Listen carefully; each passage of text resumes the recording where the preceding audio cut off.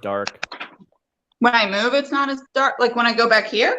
We're live now. Hello, Oracles. Hey, it's ladies' night. We're already drinking. We're chatting. We're doing our makeup. So, how's everybody doing today? I'm doing great. I'm doing fantastic. I know. Before we were talking and we're like blah blah blah. And now we're like, oh yeah. Yeah. We should just have these conversations live. It's so much more fun.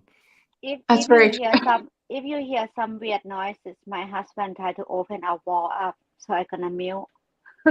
Oh, the construction behind me upstairs, so I'm gonna dogs mute, and construction. So much activity going on over there. Is he doing Good construction Lord. for the baby's room? Yeah, he tried to move his stuff upstairs, so when the baby comes, he don't have to hear the baby cry. Smart man. He find his way out. okay, all right, sure, why not? Oh wow. Well, today was a great day for the stock, huh?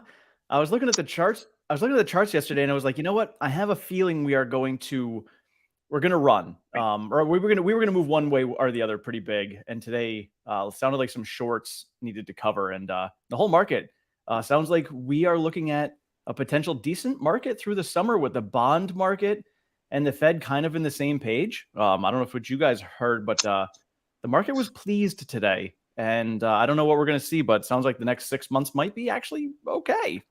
We'll see. I don't know. So I'm hearing the opposite. So we're going to have to compare notes.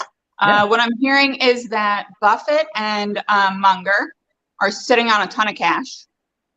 Yeah, a lot of institutions are. Yeah, a lot of people are sitting on cash still. That's very indicative that they believe that there's more pain ahead.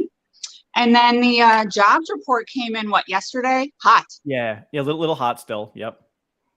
Hot. Yeah, I got a job. So. Yeah, she got a job. I know. She got a job. Eva got a job. Eva's doing some extra work. I mean, those of us out there who are smart investors are going out there, and this is what I've been preaching all year long. Do whatever you can to work. If you're retired, come out of retirement, get a part-time job, whatever you can, if you want, to earn extra cash to invest during these times. This year is going to be, in my opinion, probably best year we're going to see in a long time to invest. I mean, who knows what's going to happen? I totally agree. Yep. I agree. I think there's going to be more opportunity. And I don't think that it has anything to do with the company. Like, I see Tesla stock and Tesla, the company, very separately because the market is very rational. Like, it's just going to do whatever it wants to do. It's kind of like a bipolar teenager. But the company is fantastic, you know. And the market also has a lot to do with like the macro environment. And, just right now, macro environment's not looking good. We're still at war. Yeah. The president's sending more money. I mean, we already spent $92 billion, although a lot of people want to argue with me about that. But whether it's our resources or funds or a mixture, it's a lot of money when we don't have that. We're already spending too much. And then I was watching the All In podcast this morning, and, those boys are saying that they're going to vote on a single issue, and that issue is austerity in the budget. So you're talking some of the biggest VCs are saying that. Then you've got some of the biggest investors are sitting on cash. The jobs report came in hot. And then we know how the federal government works. They don't change. Like, I know that it would be great if they used like newer data and everything, but they don't. They use the old data. Okay. Like, we can all scream into the void that like that data's old. Okay. We all know that, but they're still going to use it. That's the data they use. So I think the Fed's still going to hike rates. It's up in the air now if it's going to be 25 basis points or 50 basis points. Yeah. So if it's 50 basis points, we're going to see some serious pain. If they hike it at all, people are going to be like, oh, I didn't know that was going to happen, So, I'm ready. I'm definitely ready to buy, but not at these prices. Now, I do it's beautiful. The $133 and change today for Tesla is fantastic. We do run into earnings. So, oh, that's so sweet. Fun, do you see that? Do you see the beautiful hair? Oh, thank you. Fun's pregnant right now, y'all. She's been very public about it. So, but I just wanted everybody to know that the Tesla Twitter family is expecting. Yes. Mm-hmm. New Tesla babies. New Tesla baby. I almost wore my "Make Babies Not Bombs" shirt, but I'm mad at sending more money to Ukraine. So I've got a little tinfoil hat theory I was talking about with the guys at work about it. And, not to offend anybody, this was just a little thing that popped in my head. Very tinfoil conspiracy theory thing going on here. But I was like, wondering if Ukraine and Russia and the U.S. all planned this intentionally, and they're just using it to launder money from the U.S. taxpayers. Oh my God. That's my conspiracy theory on this.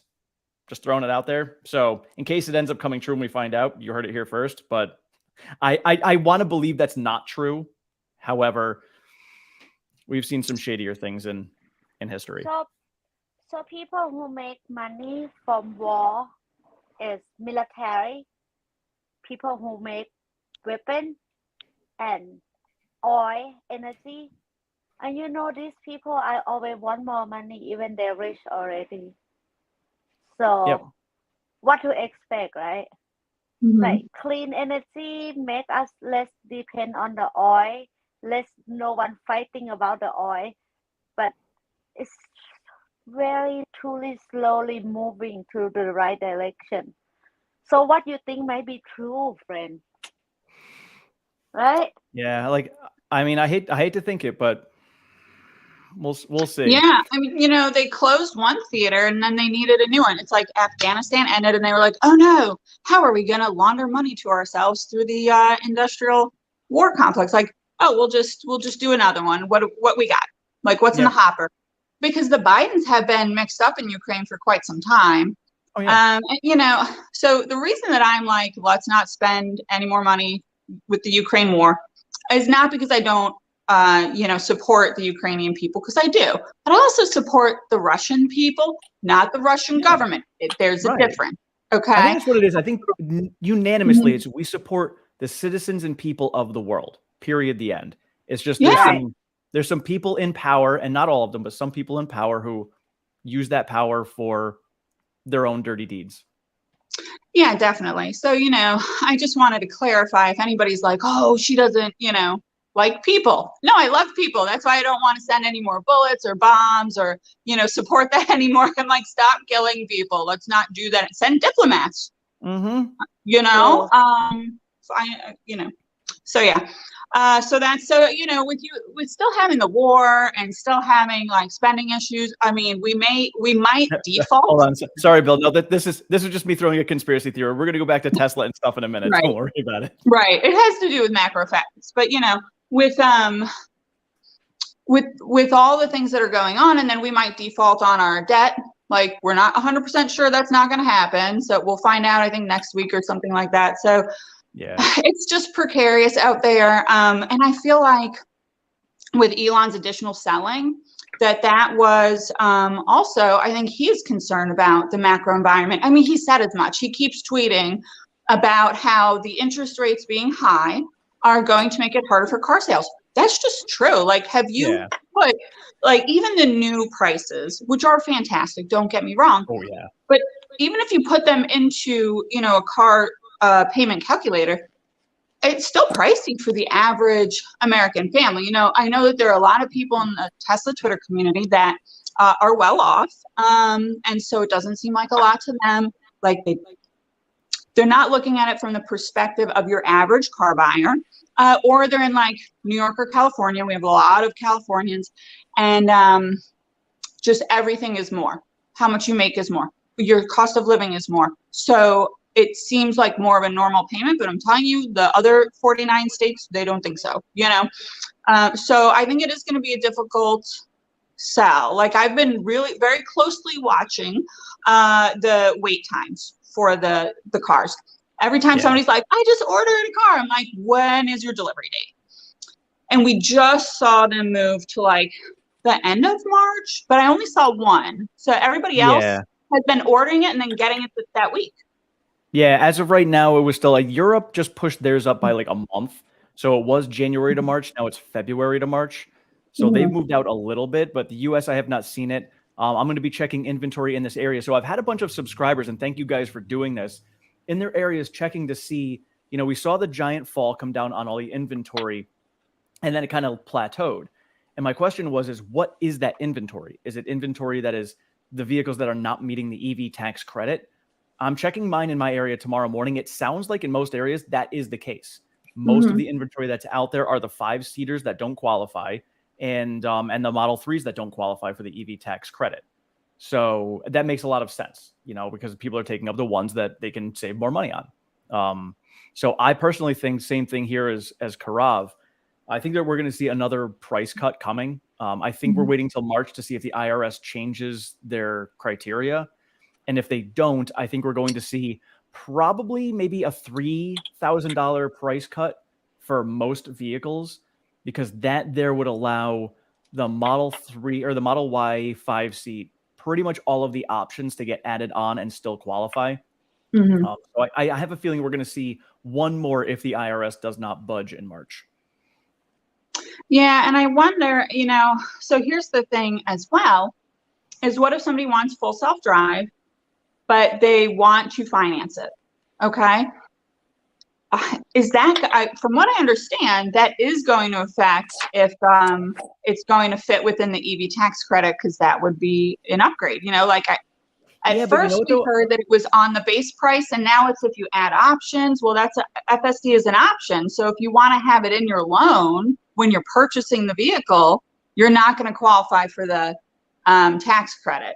And then if you want to buy it after, you're going to have to pay cash or get a secondary loan, private, loan, or maybe you'll write a check from a credit card or something like that. But, it could be, oh, thanks. Yes, please smash the like button.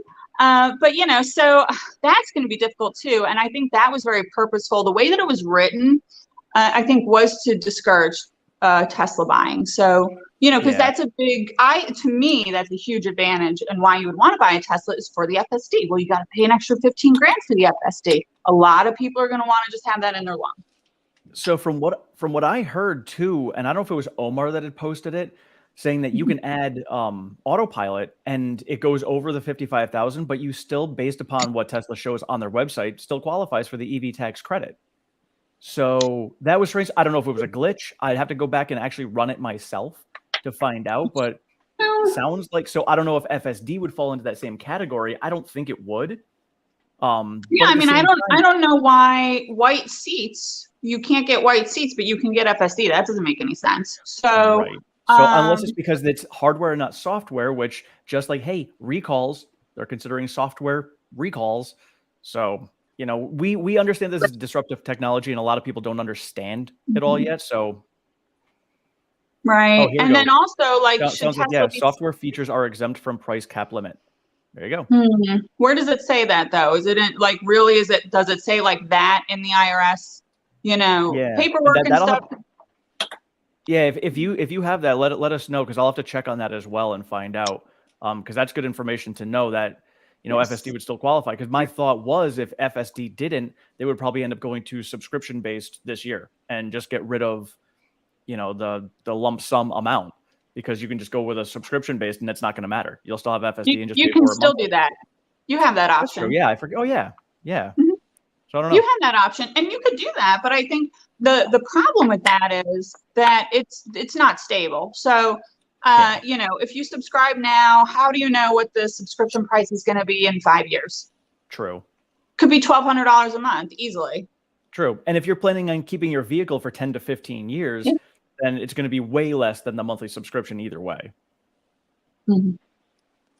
I have a funny question. Yeah. So you guys are shopping for Tesla, but you wait for the price cut. Both of you. Are you? So for me right now, I'm still saying, so technically mine's still on hold from November of 2021. Thank you, Tesla. Yours is still on hold? Yeah. Which, I mean, it doesn't matter now because the price is lower than my original price, but my $250 deposit is still there holding this vehicle for me. So, hey, thank you. Wow. I appreciate that. And twice they've already told me that it's canceled, which is so weird. So I am waiting. So I've got other things too. Like I want to have a house, because not having a house I can't charge it at home, so it's slightly inconvenient. True. And right now I don't need a car, and I'd rather put my money into the stock than the car. So I'm kind of waiting on that one at the moment. But that's kind of where I'm at, is just waiting on that. But I'm very tempted to buy it. I do still think we're going to see another price cut. So I'm really kind of waiting. If in March they drop the price for the Model Y 5-seat for my model under 50 grand, I'll probably pull the trigger and get it. Yeah, I mean, that's a really great price. So I had one on order, and then they wanted me to take delivery in December, and it was before they did the price cuts or anything. And I was like, no, no. So I canceled it because I knew the price cuts were coming, and I had tweeted that a couple times and talked about it, I think, on this channel. And so sure enough, price cuts, they had to come. But now that's about the people who are angry about the fact that they cut the price. I'm like, dude, I was like, did you not understand they were going to do this? I'm surprised they didn't do it at the first of the year. Like, we all knew it was coming. If you're really paying attention, like if the price is that important to you, do your research. Yeah. Honestly, I mean, for many well-to-do people, they don't care about the price. They just want the item now. And that is what you're paying for, is the access, And so Tesla was able to raise the prices while we were in this like huge bull market. They just ran up the prices. Great. There was a fantastic plan. And so now they're bringing them back down to, it's still over what it debuted at in 2019. So that's not that long. It's 4 years ago. And it's barely 4 years ago. We're barely in 2023. I'm not even writing like the date right yet. So, so it's like when people are like, oh, they cut the prices so much. No, we jacked the prices up so much for a while. And like, people are like, I don't care. I'll pay anything, Yeah, everything was inflated. When people buy stuff and sell on eBay. Prices. Yeah, everything was inflated in prices. So it had to come down. Yeah. So I don't know. But so I'm waiting. I think there's be more cuts. What, Faye? So you think people, like majority of people like outside Twitter, you think they're waiting too? I think they're waiting to see what happens with the tax credit. Yeah. And you have to remember too, because this year the tax credit is a tax credit. Next year it's a rebate. So that can make a difference for some people as well.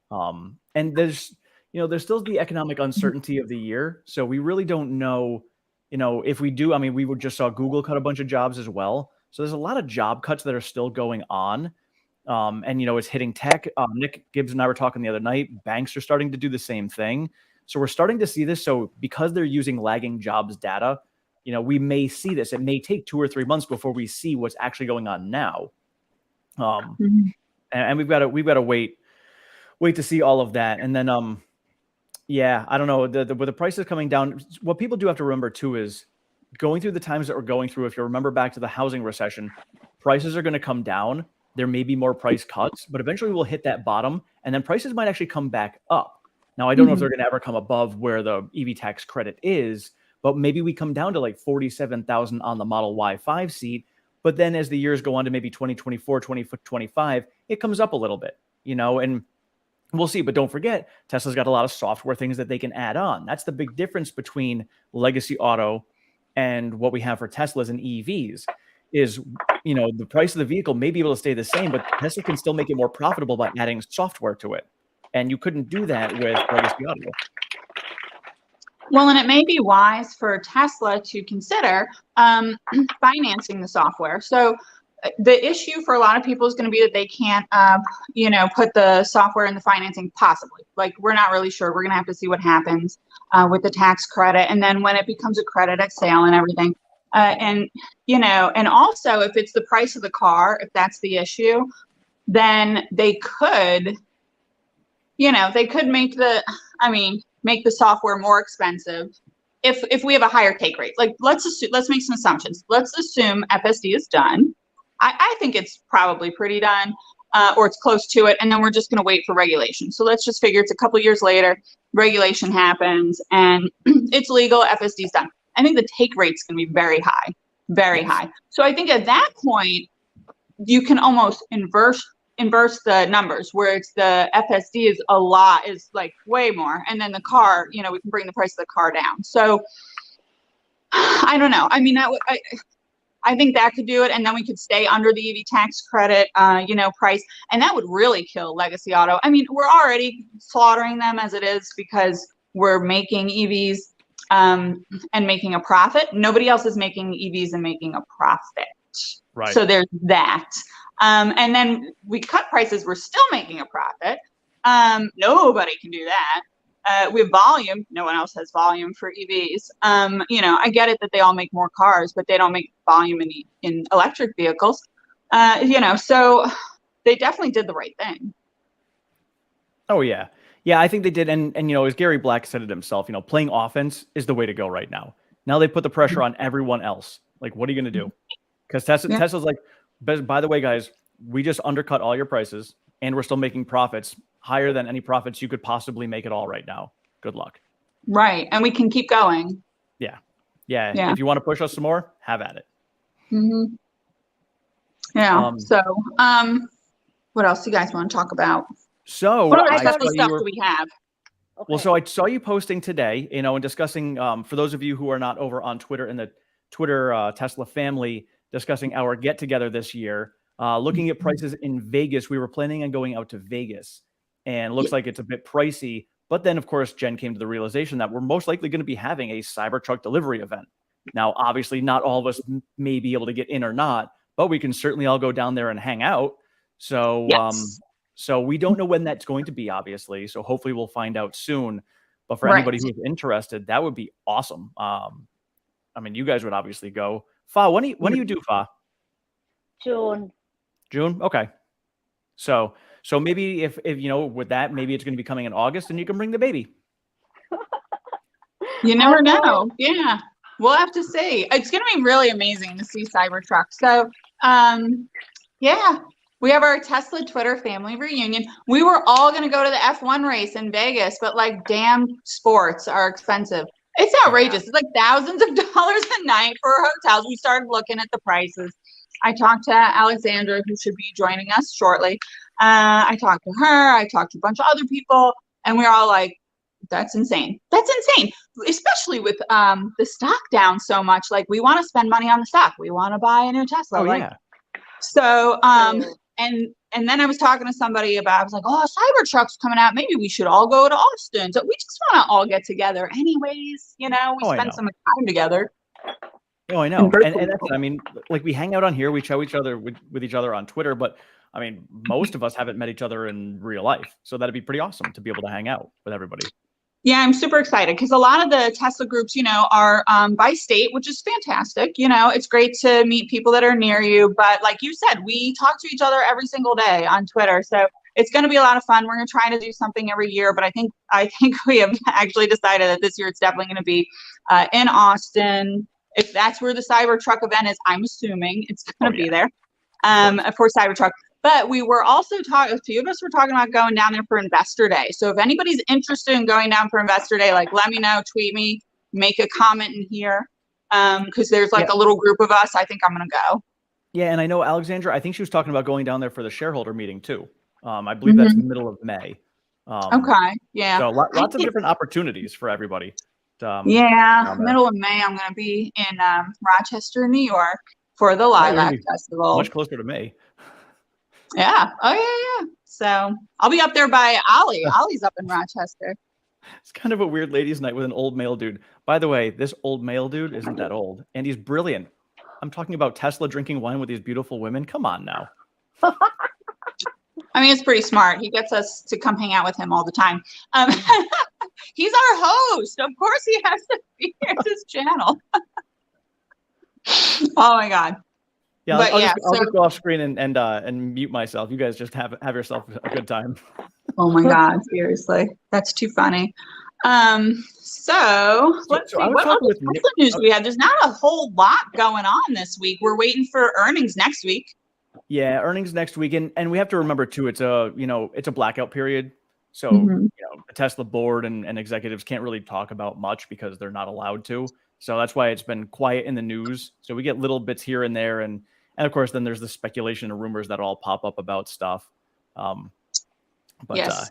The Tesla board. And should we talk about the Tesla drive? I wanted to wait for Alexandra to Yeah, talk about. we'll wait for her to come on. But I did tell her that there's going to be no discussions about Warren on tonight. So we have to hold to that. Oh yeah, no. Unless she wants to. I didn't even know we were in no discussions about Warren, but I was not going to talk about Warren. Oh man, yeah. So much stuff going on. So for earnings, what do you guys think? Do you think we're going to meet expectations? I mean, I've got to update my valuation model tomorrow. I haven't even touched it. All right, I go first. Yeah. So I've been loving earning call. Before I'm pregnant, I will have bottle of wine. I buy myself flower and have some chocolate. It's my date night to myself, So every earning call, I'm pleased with it. But the day after, stock get crashed. So I have my side money for this earning call. I do too. I have the same plan. That's how I go about it. I think they try to set expectation too much, so we miss it every time. Yeah. I think the Wall Street is just like, it has to be this number. And then we miss it like 1% or 0.5%. And they're like, Tesla is crashing. Oh, every year. Oh, I know. It happens. And I mean, maybe this is the year that they kind of fake us out and they do the opposite, but I don't know. I know I'm still sitting on a good chunk of cash to add more. Despite the fact that a lot of people are saying that we may see a good run in the market till the summer, I'm going to be ready either way. I'm not banking on what other people tell me, because when other people tell me that it's going to run, they do that on purpose to pull the rug out from underneath us. So I will pay attention to my... Who are these people? Let's go over this one more time. I want to know who these people are. It's so funny because my dad will be like, oh yeah, they said, and I'm like, who's they? He watches CNBC. So analysts on there are saying this, and it's like, I guess it's, what did he say? I don't even know if I can find it on here. Something about the bond market, because the Fed right now is still looking at 25 basis point hike, unless you talk about Bullard. Bullard still sees a 50 basis point hike. With the hot jobs market, who knows which way we're going to go? My personal feeling is they're going to do 25 basis point hike now, wait to see the data for February and March. And then if the data isn't what they want to see, they'll do another 25 in March. That's my thought. And if it's good data and inflation comes down faster, like it has been, then we may see a pause in March. Because if they go with a 50 now on February 1st, there's no way they're hiking in March at all. I cannot fathom them doing that. Because I can. And I'll tell you why. Because we've had like 18-20% interest rates before, for one. Like, it's not unfathomable. And then also, so to hike too much is dangerous, definitely. But to hike too little and pivot too early is more dangerous. And I think that they know that. And so I think they're going to run us down. Like, they're like, we're going to need all of that money back that we accidentally printed like idiots. So we're just going to F up this market, bankrupt everybody, and get all the money out of the market. Like, they're just going to start sucking money out of the market. They're supposed to be running down their balance sheet. They have a ton of stuff to sell. Like, they're nowhere near their goals right now. Yeah. And that's the thing that a lot of people need to pay attention to. We talk about CPI, inflation, PPI, all of that stuff, but a lot of people are not talking about the fact that they're still running off their balance sheet. They're still pulling a lot of money out of the economy. So there's less money. This people talks about it. And that's the thing to pay attention to is, there's still money getting pulled out of the economy. So there's less money sloshing around to get spent on equities. And, until we finally hit that bottom and the Fed does pivot, like we were talking about before with Warren Buffett and institutions having a ton of cash, they're still going to sit on that cash until they see that happen. We've been seeing a lot higher volume in Tesla recently. And I think a lot of that is portfolio managers and institutions dipping their toes in because there's been so much money out of the market. And so now I think they're starting to dip their toes in a little bit, but there's so little. Like Alexandra goes over with ARK all the time, and they still have a ton of cash that they could put in to Tesla. So because of that, I'm sure they're not the only ones. And I'm sure there's a ton of cash still sitting on the sidelines. Well, if you think about it, so think about when Elon sold all of, his share, not all of his shares, the shares that he sold, because it was a small percentage of his actual shares. But, when he dumped all those assets, because that's what those shares are, when he dumped those assets onto the market, it brought that like asset class, I would say, down, just that like the Tesla stock, if it was its own asset class, it brought it down because of the supply and demand, right? Yeah. So what happens when the Fed really runs their balance sheet down and they dump those assets into the market? It's going to drop the value of, it's going to, they could flood the market with the amount that they have to kind of run out. So I think that possibly that is what those bigger, institutional investors are thinking about. And they're like, until that balance sheet gets run down, I'm out, because that's a big risk. Yeah. Yeah. And that's really what it is. And that's what they're waiting for, and some of them, because they don't know, they do dollar cost average, but usually it's either on a monthly or a quarterly basis. And because they don't know what's going on, it's still very little. So while we see volume super high, when you have a lot of institutions with a lot of money that's been sitting on the sidelines, them just putting a little bit in makes a massive difference in the volume. Well, in the volume, I think a lot of the volume is a lot of people did tax loss harvesting because they were down so much, Yeah. So you're down a lot, just sell it all, harvest the tax loss, and then you just wait your 30 days, you get back in. I think a lot of people are still just waiting. And then, but the people that are out, they FOMO, they have FOMO. FOMO is strong. Oh my God. If you're out, FOMO is strong.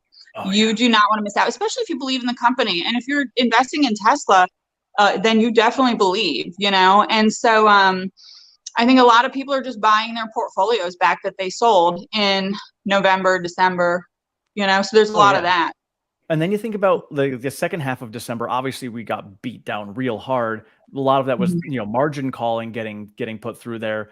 But I wonder how much of that was tax loss harvesting, because if that was a significant chunk of it, we still have until after earnings till people would get back in for their 30 days. So we may the last day you can tax loss harvest is actually December 28th. Right. So last year. So just everybody keep that in mind, like when you're thinking about the tax loss harvesting people, like by January 29, like they can buy back in, if it's. And then we also remember with the FOMC meeting coming on February 1st, that's almost at that 30 days. So maybe they just wait a few more days until we see what the rate hike is going to be. So February might actually be a nice run, if things play out cleanly. Yeah, I think there's going to maybe be a Do you think of, it's gonna go? opportunity. It's gonna go under 110 again, like that scary number, 103, 108. You think it's gonna go down there again? You think it's gonna test the bottom again this year? What do you think? My gut feeling says yes. In following the charts, and I just did a whole video on the charts yesterday or this morning, and looking at, we still have two gaps below us. So for those of you who do believe in technical analysis, like for the near term, obviously long-term technical analysis means nothing, but for the near-term movements, there's those two gaps below us at 114 and 122. And so if we end up coming back down, we break underneath the 122 and fill that gap, we may very well go down and hit that 109 mark again. And for me, I love it. I will love that, and I'll buy the crap out of it at that point. But I truly don't know. But I do think we may see one more pullback. I think ARK Invest bought a lot at 108. I write my investing journey, So there also a bunch of hedge fund. I listened to Alexandra Mama. Yeah. I think she make a list. So 108 is the price I'm looking for next time. Very nice. Very nice. And then when is Chinese New Year over? Or because don't they give gifts of money? Isn't there's a name for it? Yeah. Do the red envelopes? So I think that's January, I want to say 22nd through 28th. It was 2 days less than what Reuters had put out. I think it was only 6 days, 5 or 6 days. But that is coming up. It's during earnings. I know that. I know while we are in earnings, Shanghai will be celebrating that. Okay. Yeah, because that's just something to consider is that not only Chinese people in China, but Chinese Americans have this fantastic holiday where like they're getting money. Like that's the traditional gift. And if Tesla is a fantastic price, then they are possibly going to buy more. So I don't know. There's like there's like little things that you can see in the market. There's like bigger items that are going to affect it. So it's going to be a really interesting year. 2023, I think, is going to be a fantastic buying opportunity, but I would not be using any leverage. I agree. I think 2023 is going to be a year to buy dollar cost averaging wisely.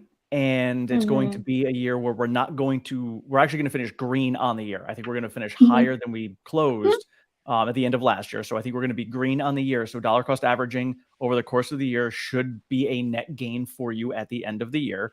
Again, none of this is financial advice. This is just me speculating. But I think that's what we are going to see this year. And then 2024, probably the first 2 quarters of 2024 could be the same.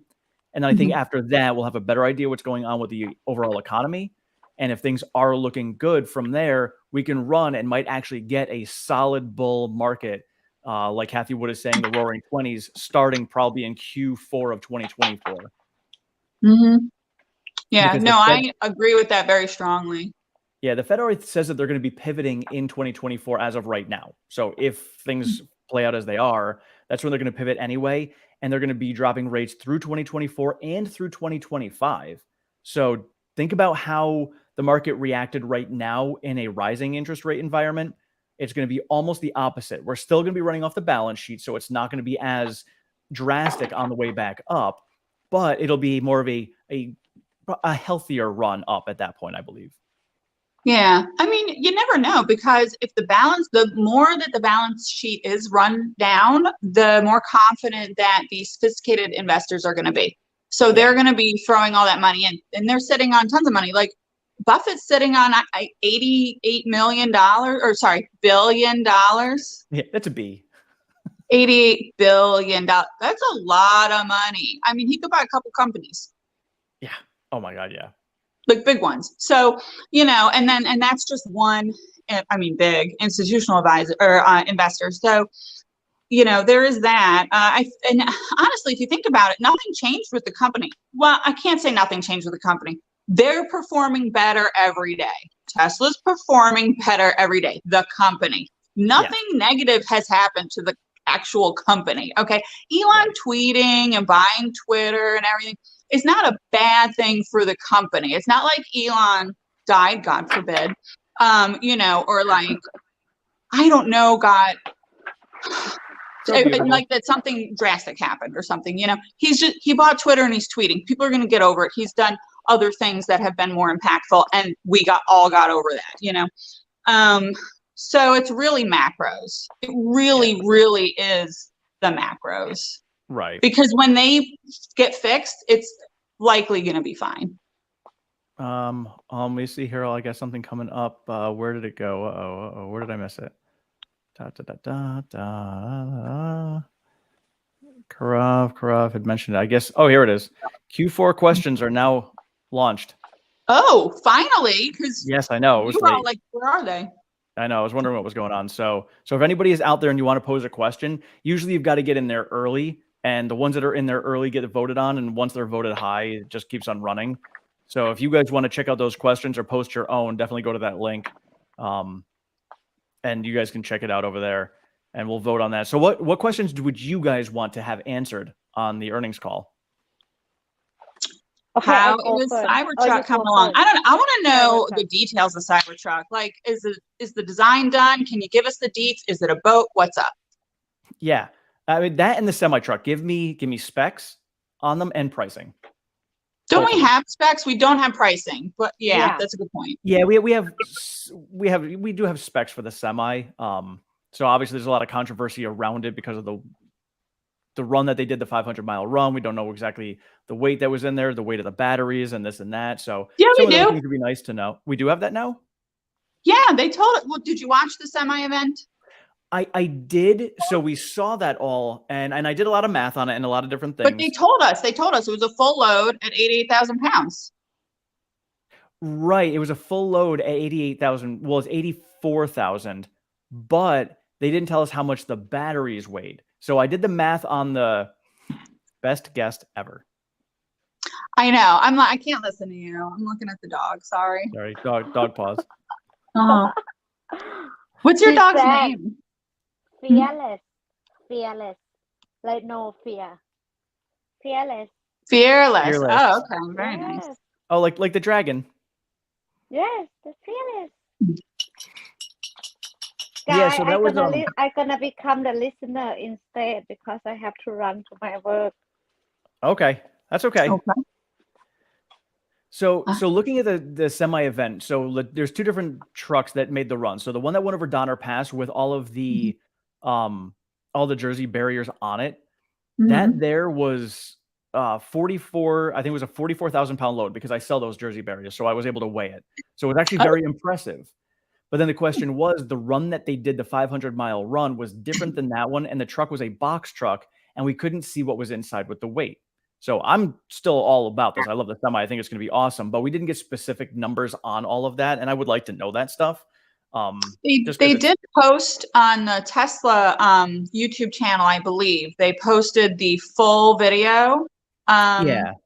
Like you can watch all the, so I don't know if they have the loading. It would have been nice if they don't have it. It would be nice. I'll check it again. I'll check it again because I didn't see. I watched the video, but I didn't see anything on there with numbers. I just saw the load that was in there, and dealing with these trucks all the time, it's hard to tell what was actually in that load.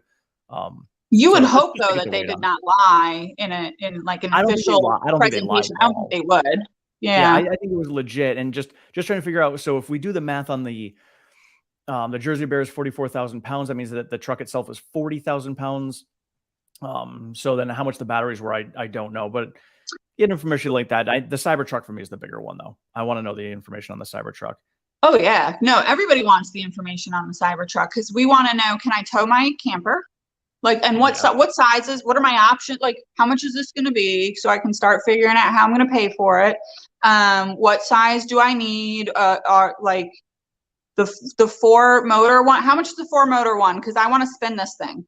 Right. Like I want the tank turn, you know? Well, and that was yay. Alexandra's here. Hi. How are you? Where did Sarah go? She's gone. She literally just stepped off because she had to go to work. Mm-hmm. Oh, that's funny. So that's funny. You took her spot. It was perfect timing. Oh, there she goes with the wine. There she goes. Good for you, Jennifer. It's 6:41 in Virginia, by the way. Yeah, cheers. You're on the East Coast. I'm sorry I'm late. I had a client and there was no way getting rid of him. And I already told Tim I have at 4:00, so you're 7:00, a virtual education Tesla, which I've signed up weeks ago. I completely forgot, but yesterday evening I got my reminder. Tomorrow you're in the Teams meeting about FSD. Because I'm such an ignorant person on FSD. Like I just don't know how to handle it. So a couple of weeks ago, I told myself, let's sign up for one of those courses. On the Tesla website, there are lots of stuff you can sign up for. And so I signed up for that. Obviously, I had no clue at Friday at 4:00 Pacific I would do anything else. And so now I have to go. So now I wonder if that's got to be the same one, because when Tesla sent me over the notice that my vehicle is ready for pickup, they sent me over that email as well saying you can sign up for your virtual training and your virtual class. So it's got to be the same one. Yeah. Well, there are actually loads of them, right? There are 12, 15 different stuff. And I'm just, because I don't use FSD yet. And I have obviously the capacity on my 2 cars, but I would need to know, what to press and how to do and whatever. So I thought it was smart to sign up, which maybe I'm going to be completely bored. But and on top of it, yesterday, the email that came was not giving you an option to cancel or to reschedule or whatever. It was, this is it. This is the link to click tomorrow. It's a Teams meeting. And I'm like, it's a Teams meeting. What's that now? So I don't know whether we actually interact or whether you just watch a recorded video that they already have. And it just... Yeah, it's just Microsoft Teams. That's all. Yeah, exactly. It's like Microsoft's version of Zoom. Yeah. Yeah. But you think there's somebody live on the other end, or it's just you, like webinar, you just get in and something is pre-recorded? No, I don't know. I don't know. I'll let you all know. Yeah, let us know, because because I'd like to do some too. It'd be good. I mean, just good knowledge for me to have for the channel as well. So I'd love to have that information. Yeah. You know, if it's scheduled, you would think there's a person. Like, why schedule it then? Yeah, it's really strange. Look, I show you. I think I can share, right, with this. Oh, yeah. Right, I can share, I think. Present, light. Now present, computer, share screen, window. That must be it. There it is, share. And now it's probably my email. No, it's not even my email here. Do you see it? Where it says Tesla, get ready for your session? No, because it should if you do share screen, it would, if you hit present and then do it, I can see it on my end. I don't see it here yet because I had to put it on the screen. Oh, I see. Because it says stop screen. And I know we've done it before. Oh, I don't know. Can you pull this up? Because I see it on the bottom. I see it as a, as if it's a new presenter. Do you see it on the bottom of your? No. No, because it usually is. Yeah. If you share it, I would see it right here immediately. No, but there it is. Anyway, I wanted to share the email where it says it. And that's it. So I will have to leave you in 10 minutes. And then next time I can tell you all that one's for you. I know the answer, but you can share. Do I know? That's the good question. So I'm born in Germany. I lived the first, 22, 23 years in Germany, with a year in the United States and 2 years in London in the middle, but mostly in Germany. And then I moved to France for the next 22 years. And it's actually a bit more. Maybe it's 23 and 23. But funny, it's the same number of years. And since 2014, I'm in California. So I'm born German, but married to a Frenchman. And at home, we speak French. So my languages are, if your question is, do I speak any language well? No, I don't. I speak 3 languages fluently, but crap. That's just it. You do wonderfully. Yeah, that's it. Jennifer, you're 100% American? You're born in America? Yes. Yeah, no, I'm American. I am. So, but I did live in Germany, which is true. Huh? Exactly. You did, right? Oh, yes. Yeah. Well, and I studied German in university. So my father's family is Scandinavian and German. And German's easier for English speakers to learn than like any other language. I took Spanish in high school to learn, but Yeah. And do you speak German still now? Would it be easy for you to speak German? Yeah, I'm spreche Deutsch, so. Yeah. Oh, there she goes. I mean, and Tim, you speak German? We can, but then, all the Americans are going to leave. They're going to be like, what the hell's going on? I'm not going to do that. Tim, do you speak any languages? I speak lots of different variations of English. I speak athlete. I speak mechanic. I speak nerd. There you go. So that's the way I look at languages, is you can speak to people in the same language, but in many different ways. There's a lot of different dialects. That's true. That's very true. Or you can speak different languages and you still nobody understands what you're talking about. That's my case. I didn't realize that you guys spoke French at home. That's awesome. Oh, we do. And it's actually a struggle now, because after 8 years now in California, the children, obviously their lives is in English. And I obliged them to speak in French, which is ridiculous because I'm not even French, right? But so they're trying to build up a revolution, but there's no rebellion against me. Mama decides we speak French. On parle français. That's it. Do you guys have French school by you? Because we have a German school in Richmond, and so people will send their kids to German school. Mm. We would have to, if we wanted that, we would have had to move to LA. There are French schools up to the end of high school in LA. But for us, it was actually very important that they go to American school. I think the whole curriculum, the whole attitude, the whole way of learning how to master life is much better in the American system than in the Here it's just like an added school that you just pay for, but they go, it's kind of like when Jewish people go to religious school, or I was raised Catholic. I went to CCD. All the Catholics know what that is. But just additional classes. So here in Richmond at the German school, they go on a Saturday, I think, or after school. And but they don't only learn language; they learn culture as well. It's very interesting. Okay. Well, yeah. I mean, here There are quite a lot of French people here in Santa Barbara, just because it's a cute little town, and if you want to leave France, it's really an option. But there's no formal schooling at the moment in French, and that wasn't an issue for us because we spoke French at home, right? It's just now the kids, obviously, for them it's much easier to speak English, and they think we don't understand English, which obviously is crap. Of course we do, but they feel like they're more at ease. And when I say kids, they're young adults. My youngest is 19, soon 20, and the oldest is 32. So it's, you know, it's not as if I have my babies anymore. That's long gone. They are now adults. That's just it. You look great for having a 32-year-old. Damn. Yeah, no kidding. Like mine's 56, Jennifer, 50, 56, 56. There we go. There we go. Yeah, mine's half that age. And I don't know if you guys saw the story that I have. So this, where is it? This headlamp. So that's from my son's stepdad, and he's a firefighter and a tow truck driver. And my kid FaceTimes me, goes, "Hey, so Bud wants to know if you want this." I go, "What is that?" He's like, "It's a Model 3 headlamp."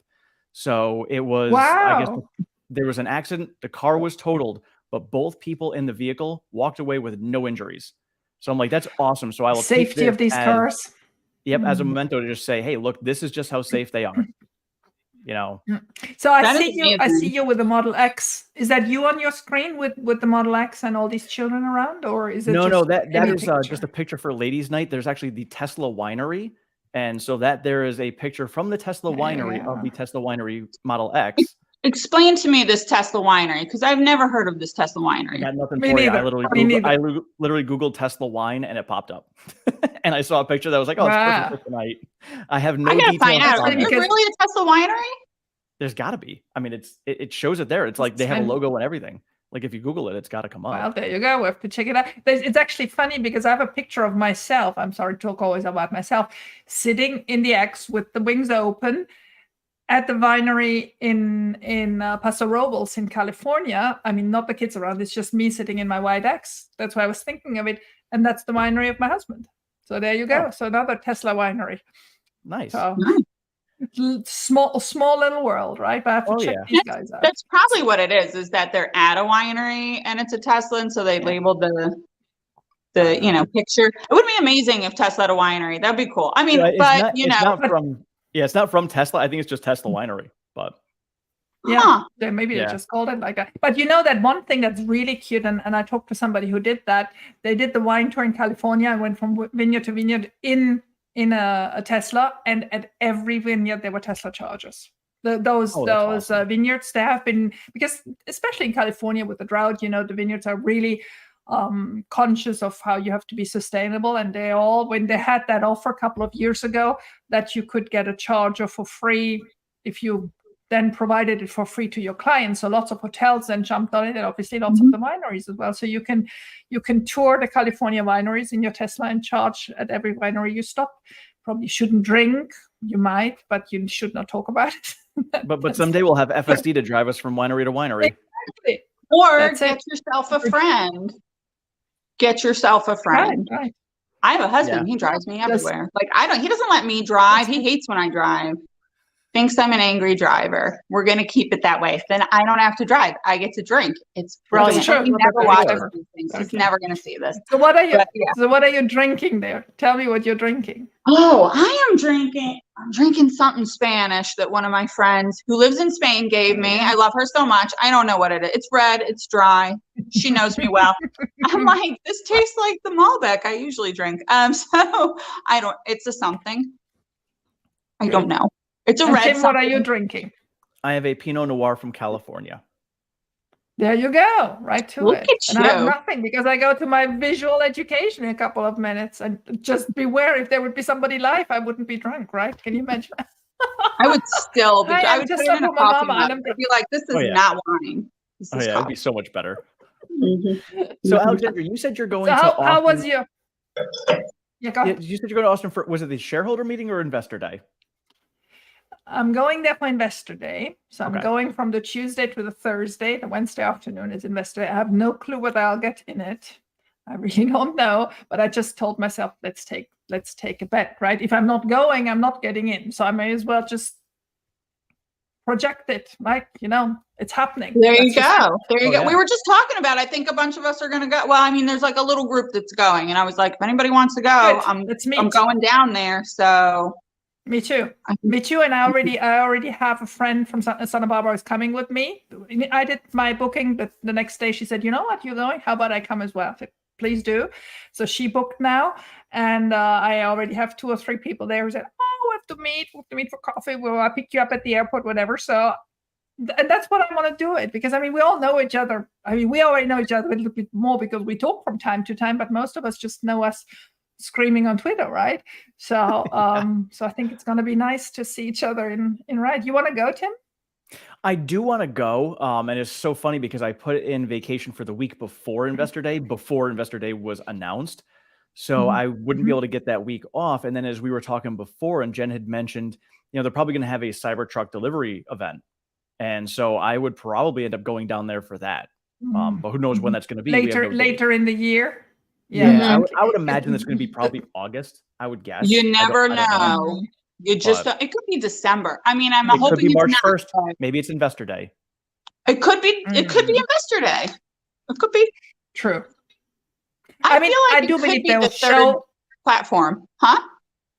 Yeah, exactly. It could be the Generation 3 platform. They will show Cybertrucks. I mean, they showed Cybertruck at the shareholder meeting last year, so they're going to have some on display, that's for sure. And I have never seen one, so I'm really looking forward to seeing one. Being impressed, feeling small next to this huge car, right? Oh, yeah. Have you seen one already? Not in person. No. Oh, exactly. So I think this is going to be something. Oh yeah, yeah. I'm very excited about that. And again, if I could make it down there, but we're actually taking my son to go see college while I'm on vacation. That ironically came up while I was. Oh, you're running the colleges. Oh, yeah, my I know. God, the kids learning how to drive. So I've been testing the difference between a 16-year-old first learning how to drive and FSD. So my friend has FSD, so I get into it like every couple of months, and I get to see how that's progressing. So I got into his vehicle with FSD. He had 1069.3. So we got to go into that. He showed me the progress on that, big progress. And then 3 days later, I got into the car with my kid for the very first time. I think FSD was better. So my kid has now improved. So in my mind now, when I go driving, the bar's with him, not that high. You're talking about a teenager, but that's fair. Oh yeah, so when I get into the car with him though, I think to myself, all right, if I was in FSD, would this be a disengagement? And so that's kind of what I pay attention to when I'm riding with him. And the last time we went out was like probably 3 of them. The kid's got a lead foot. I got to work with him on that. And he definitely rides in the gutter, like almost clipped a couple of mailboxes.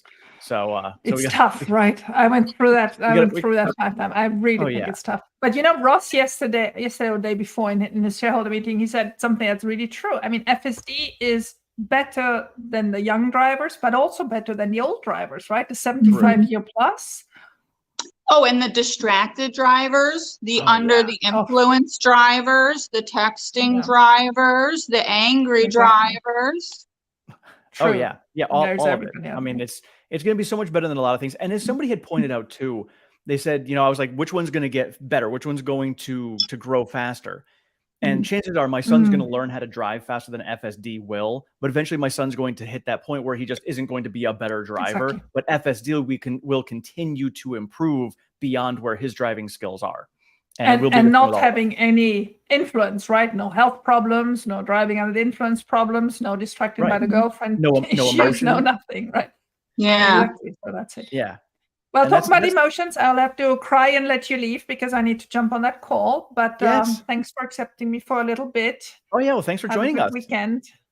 We will miss you, but I'm excited that you're going to be at Investor Day. So yes, and you come too. Come on. Everybody told me that usually it's so many men. I think we just have to all go there. This is not it. World is half and half. You have to go represent. Right? Exactly. Yes. Yeah, I'm 99% going, so I'm pretty sure. Perfect. Yeah. Yep. Good. So, all right. Well, enjoy your. Thanks for inviting me. Class. Thanks, Alexandra. Virtual education. Education. You take care. Bye-bye. Bye. Oh, I love her so much. She's so cute. Oh my God, she's so awesome.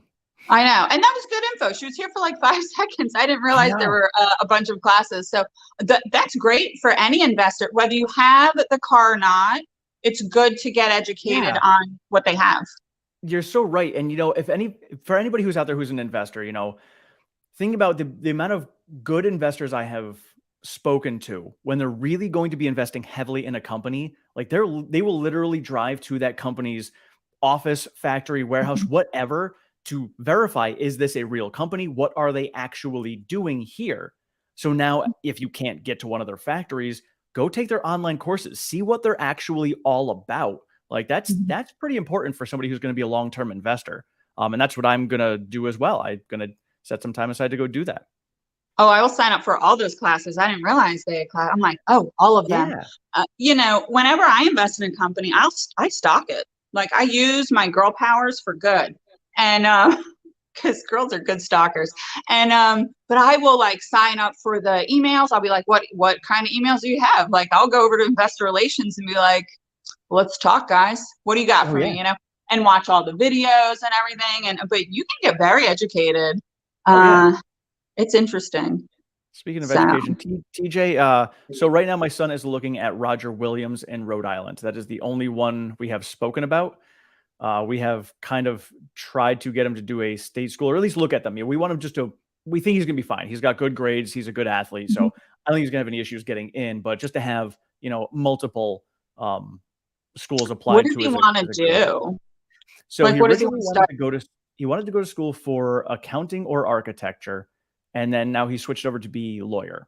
And so that is current thought is to be a lawyer. So I think he's going to be successful at whatever he tries to do. I just now at the age of 43, I'm starting to figure out what I want to do when I grow up. So who knows? Oh, I hear you.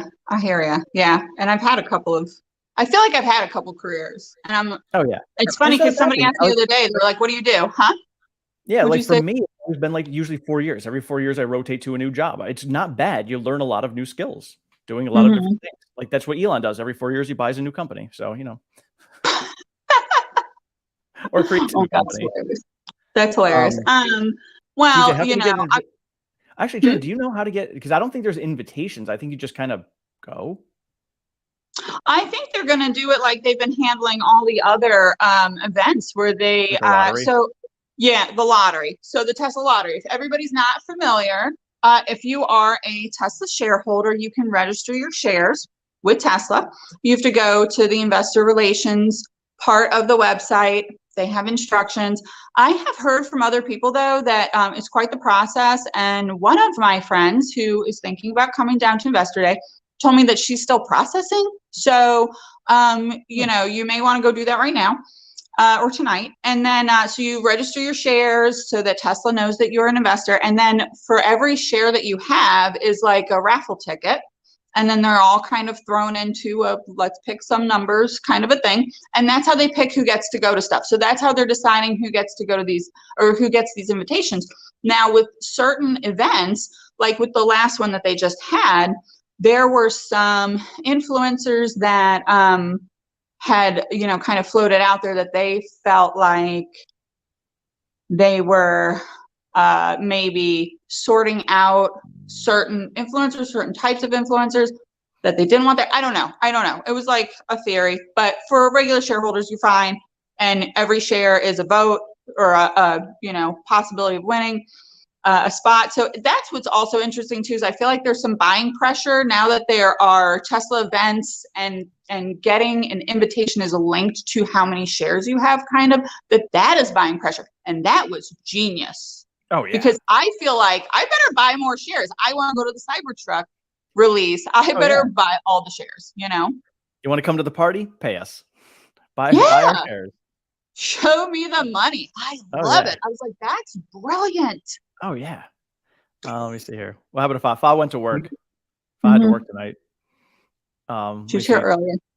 We need to. Yes. So we're going to be getting off of here in a little while. Or we don't have to. My battery's going to die, so I'll have to switch my cameras either way to plug in. But I know, and we all know that my camera gets a little wonky. Well, it's my phone. It's my oldest shit phone. Crazy. Yeah, you haven't gone to robot mode yet, so it's good.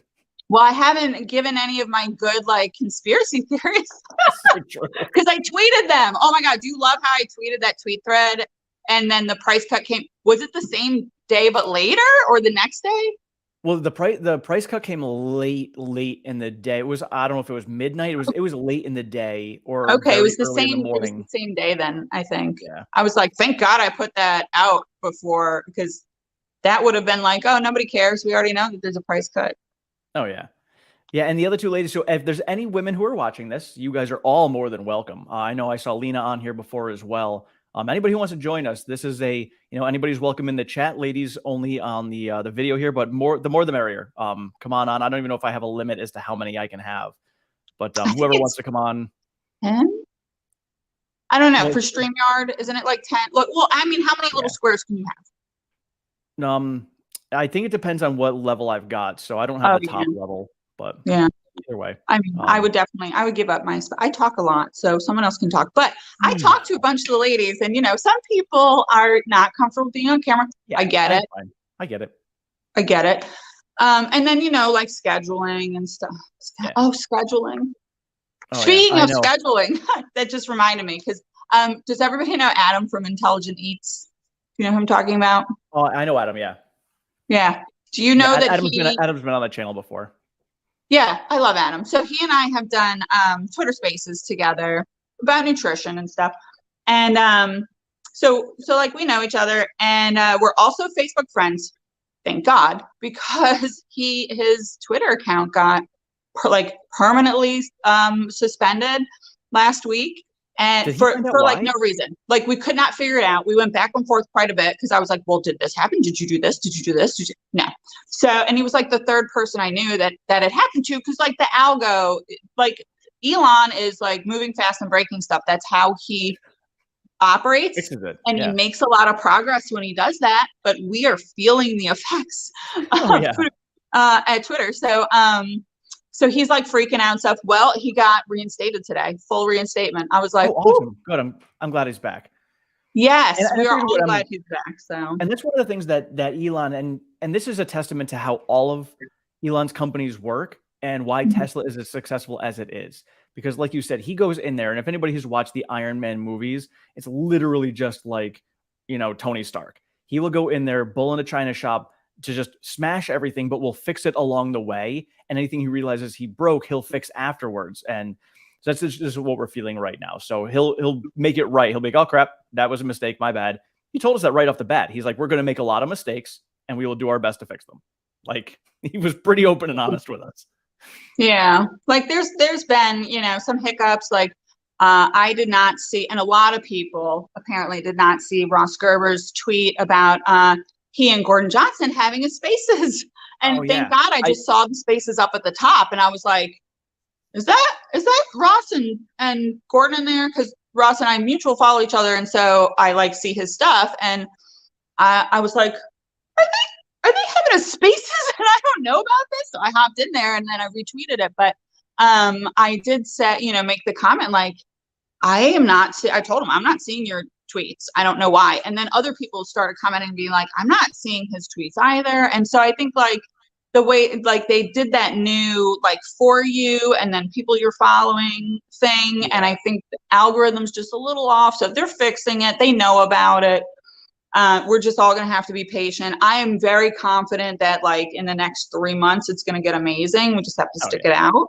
And I think when that happens, though, it's going to affect Tesla, because everything that happens at Twitter is going to affect Tesla. Yeah. And Twitter's going to get better.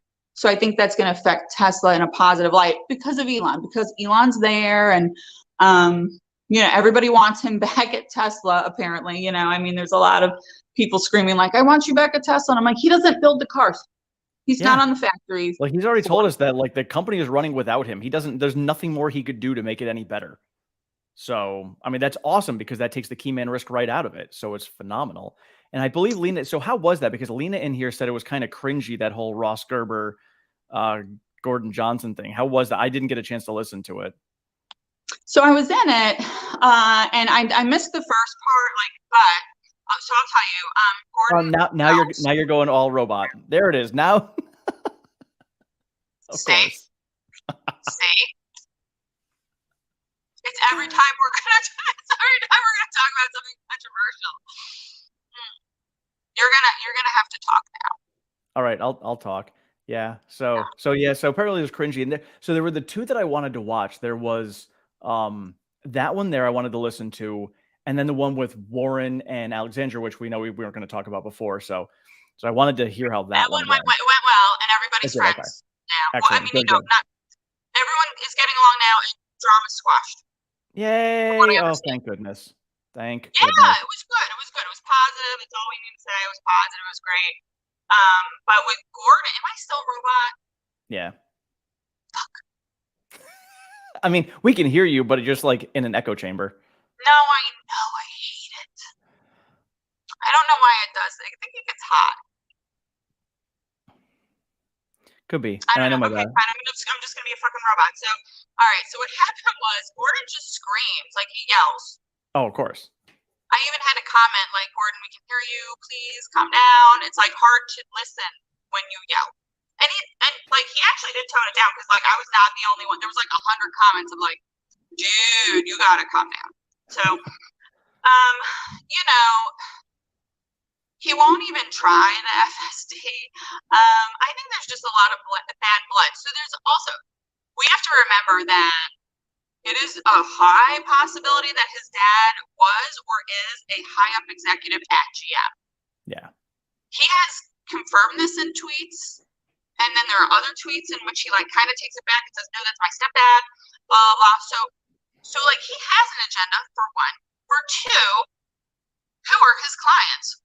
I don't know. I mean, I don't know if we can even find that out. But the thing is that, you know, he's on like MSNBC or something like that. So, you know, Misinformationpedia is buying his research and probably also like big oil and the OEMs. So, you know, they're paying him. Of course, he's going to want to keep them in business. I get it. I just think it's always interesting to hear what the biggest bear has to say to be like, do you have anything that's valid? Because I want to hear like, well, it's my gut check. How do I feel about what he's saying? Because if he says something and I'm like, oh, he has a point there, then I'm going to be like, oh, we have to sit down and think about this, you know? So I like hearing him every now and again, but he is hard to listen to. And I just wish there wasn't so much bad blood. Like, I wish that everybody could like have a conversation and be respectful and not agree and it'd be okay. And it just seems really confrontational, you know? Yeah. So that's kind of how it went. I thought Ross sounded great. The only thing that I don't like Ross saying lately, and I'm saying this with like a lot of respect because I really, really, really like Ross, is the whole like he doesn't like the whole board thing, you know. The board's in a quiet period. Tesla's running fantastic. I don't think Tesla could run better. Honestly, I think share buybacks would have been terrible. We can see now that the share price has gone down from where it was when they originally started asking for share buybacks. So that was a good plan not to do that. I think the reason they're not doing that is because they feel like we're coming into possibly a really bad recessionary period and they want a big war chest. That's smart, you know? Like, fix your trading game if you're mad about it. Like, because it's not them, it's you. You're the one who is not hedging your bets and mitigating your risk appropriately. Sorry, you know, it's a shitty lesson to learn. I get it. Nobody expected the rates to hike that high that fast. The Fed really rug pulled everybody, but I don't feel like Elon rug pulled everybody. I feel like the Fed rug pulled everybody. So, you know, I think like there's just like a lot of anger that's like misdirected towards the board. And to me, it's just really disrespectful to Elon and to the board and to the people who work at Tesla.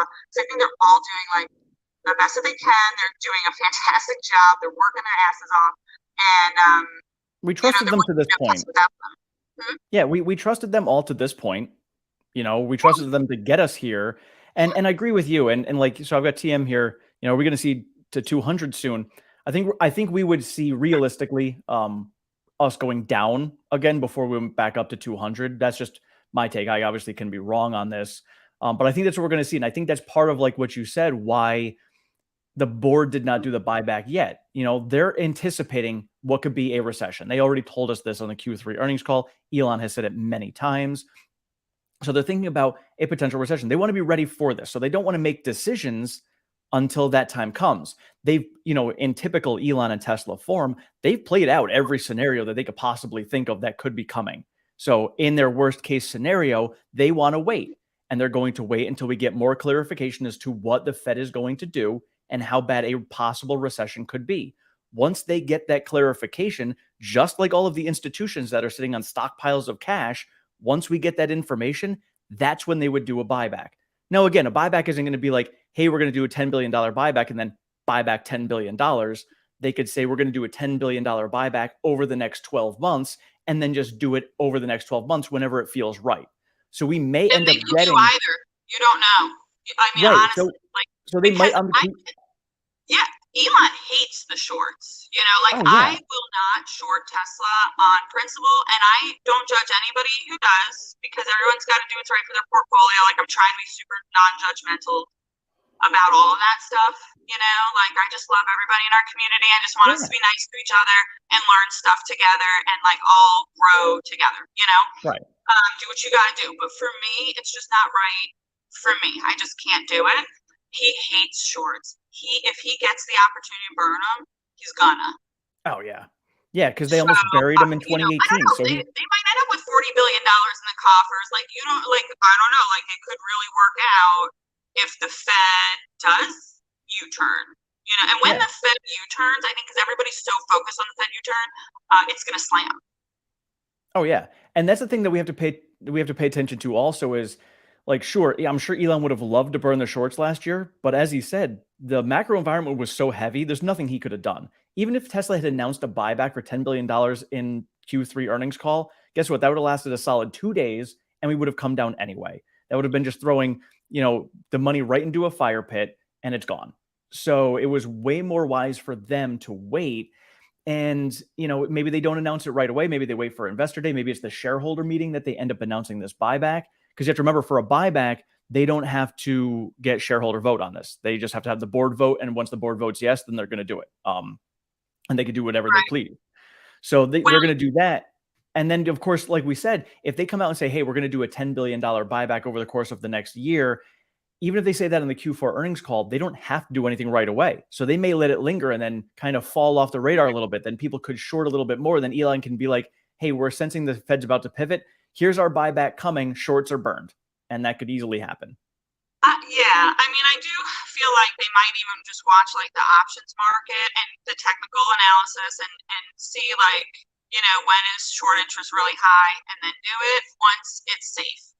Yeah. I could definitely see that. I was thinking about something else and now it just flew right out of my little head. That's what happens after 40. Just anybody who's not 40 or older yet, right?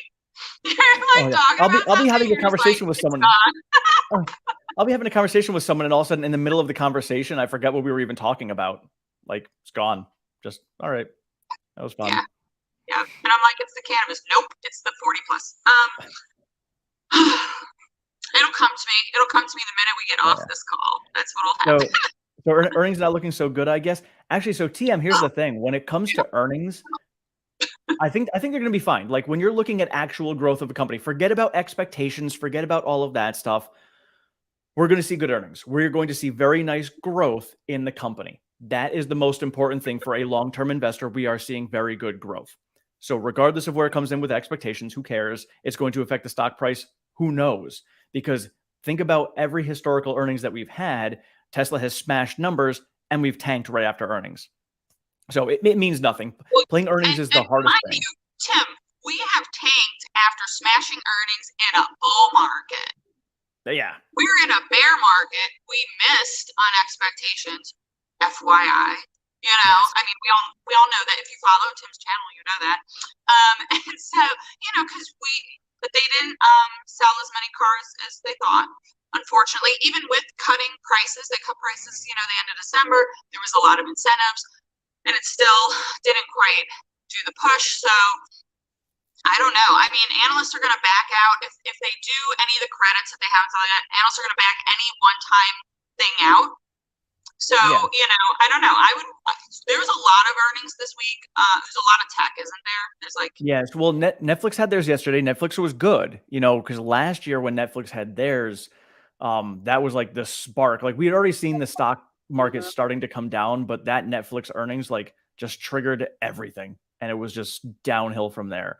So who else do we have this week? Do you know, like in tech? Oh, next week is going to be, I believe, Amazon, Google, Apple. Oh wow! Amazon, Google, Apple, and Tesla all in 1 week. Hold and on. Netflix. Well, Netflix we just had.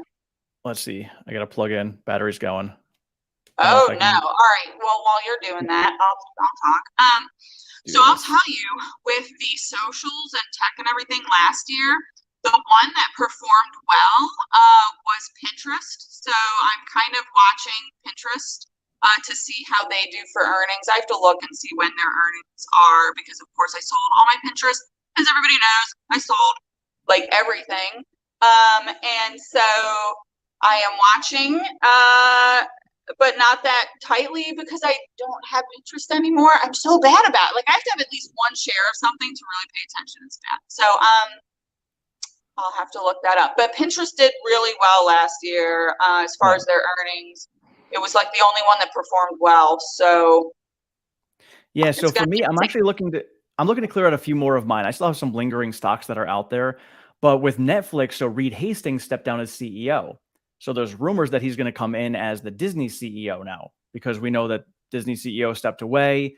And what's his name? Bob came back in.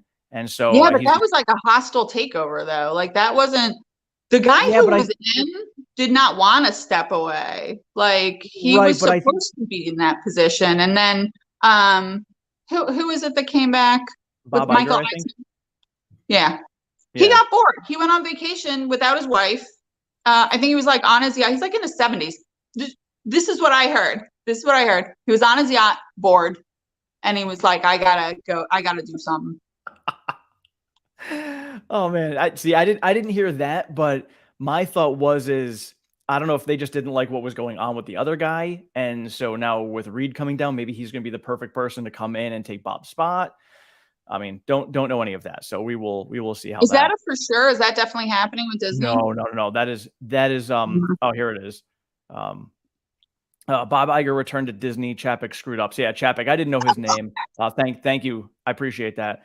So yeah, so Bob came back, and the market cheered it. So they liked that.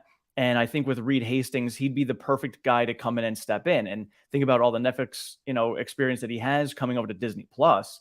That could be really big.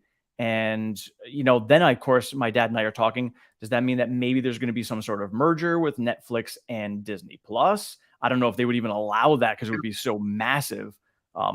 But you never know what would go on there. I feel like, I think that there's a woman that's running the FTC right now or something from what I've heard. And she is very anti-monopoly.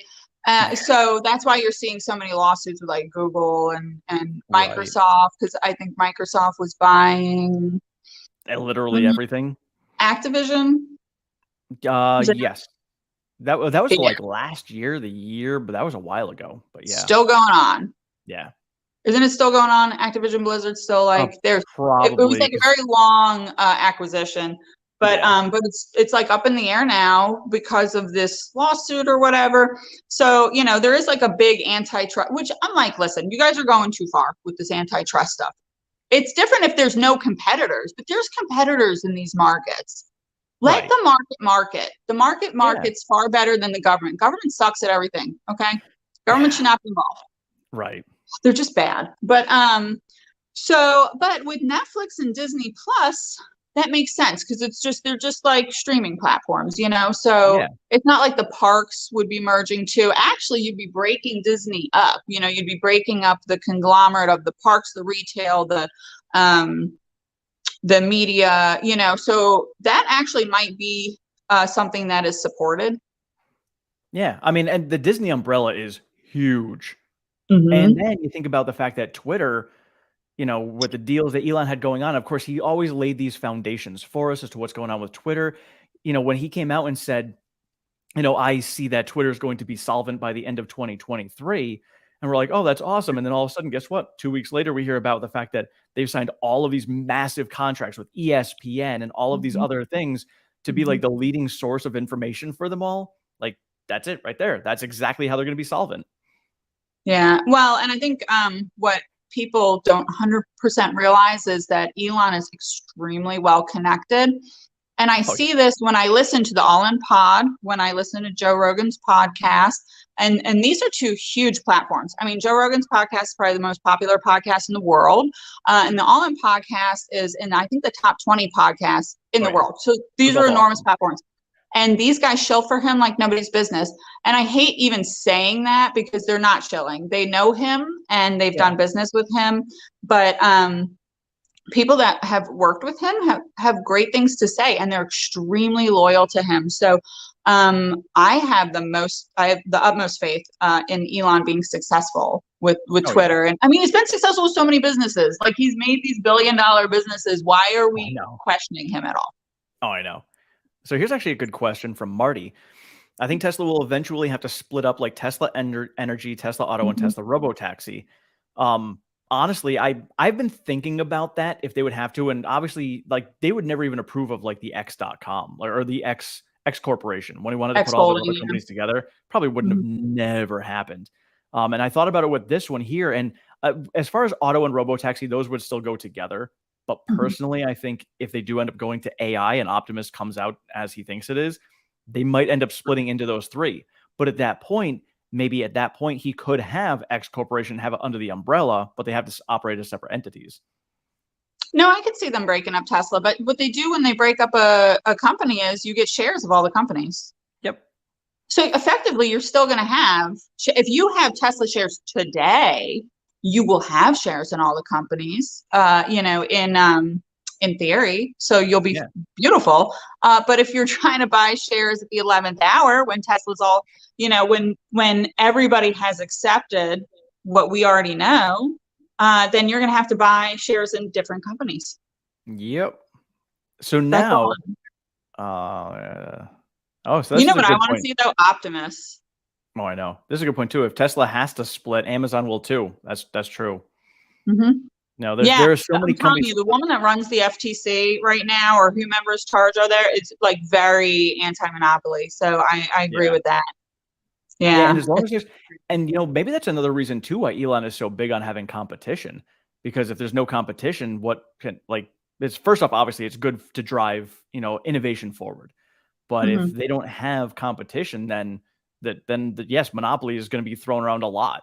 So, that would be big for them to. Well, and competition helps adoption, and we really need adoption. Like, that's another reason why I like listening to Gordon. Like, I understand everybody's like, oh, I hate Gordon, blah, blah, blah. And it's like, oh, y'all, it's not right to hate anybody. And I'm sure he's a lovely person. We just disagree on this one topic. But, he is on MSNBC and some of these other, networks and stuff like that. And I hear what comes out of his mouth, I hear come out of other people's mouths when they question me about Tesla. When people who don't know about Tesla, they watch the stupid stuff and they like, I need to know what the FUD is if I'm going to fight the FUD. So if I can listen to Gordon and get the FUD, then I can make a plan so that when somebody asks me about it, I'm ready, Oh yeah. And that's why you listen to them. There was a good discussion the other day on Twitter that we had. It was Big Tesla had mentioned about, the community and everybody in the community. And Dr. Jack had said something, and Big Tesla was like, so do you consider Gordon Johnson to be someone who's in the community? And Dr. Jack is like, actually, yes, he is. He is someone who is knowledgeable, or at least voices his opinion about what is going on about Tesla. So yes. And while we don't really pay attention to what he says now, initially it was something to be like, all right, there is a bear in this. He gave us some information. So yeah, he is part of the community. He's just on the very, very extreme bear end of the community, but still there. So, it's again, it's not to hate anybody. Everybody has their own opinions, whether, they're fact-based or not, or cherry-picked data, whatever it is.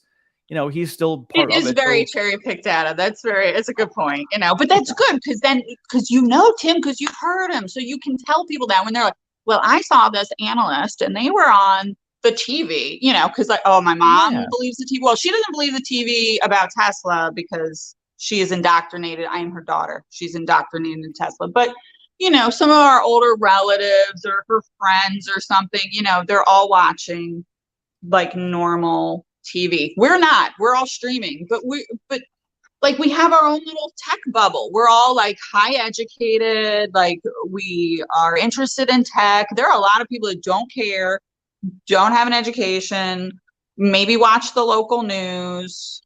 They read the headlines, they don't read the story, you know? Yeah, and we need that's to know the what to big say thing. to them.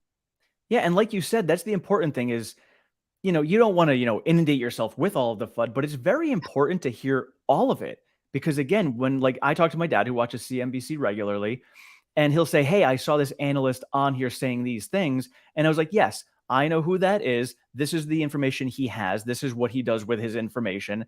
You know, he'll talk to me about Gene Munster and Gordon, and I love that duo together. The two of them, it's like, oh man, those two guys together. So I imagine Ross must have been just the same way with them. But you know, it's good to get all different sides. So even like Tesla Q, unless they're going to be belligerent, I don't even block them because it's not bad to understand where they're coming from. Because again, when somebody comes in from the outside, we have to remember the Twitter sphere is relatively small, you know, so there's so much else that's going on outside of the Twitter sphere. So when somebody comes in new to the Twitter community and they don't know who a Gordon Johnson is, they don't know who Ross Gerber is, they're just like, I heard so-and-so say this. Is this true? You can then give them information about this is who this person is.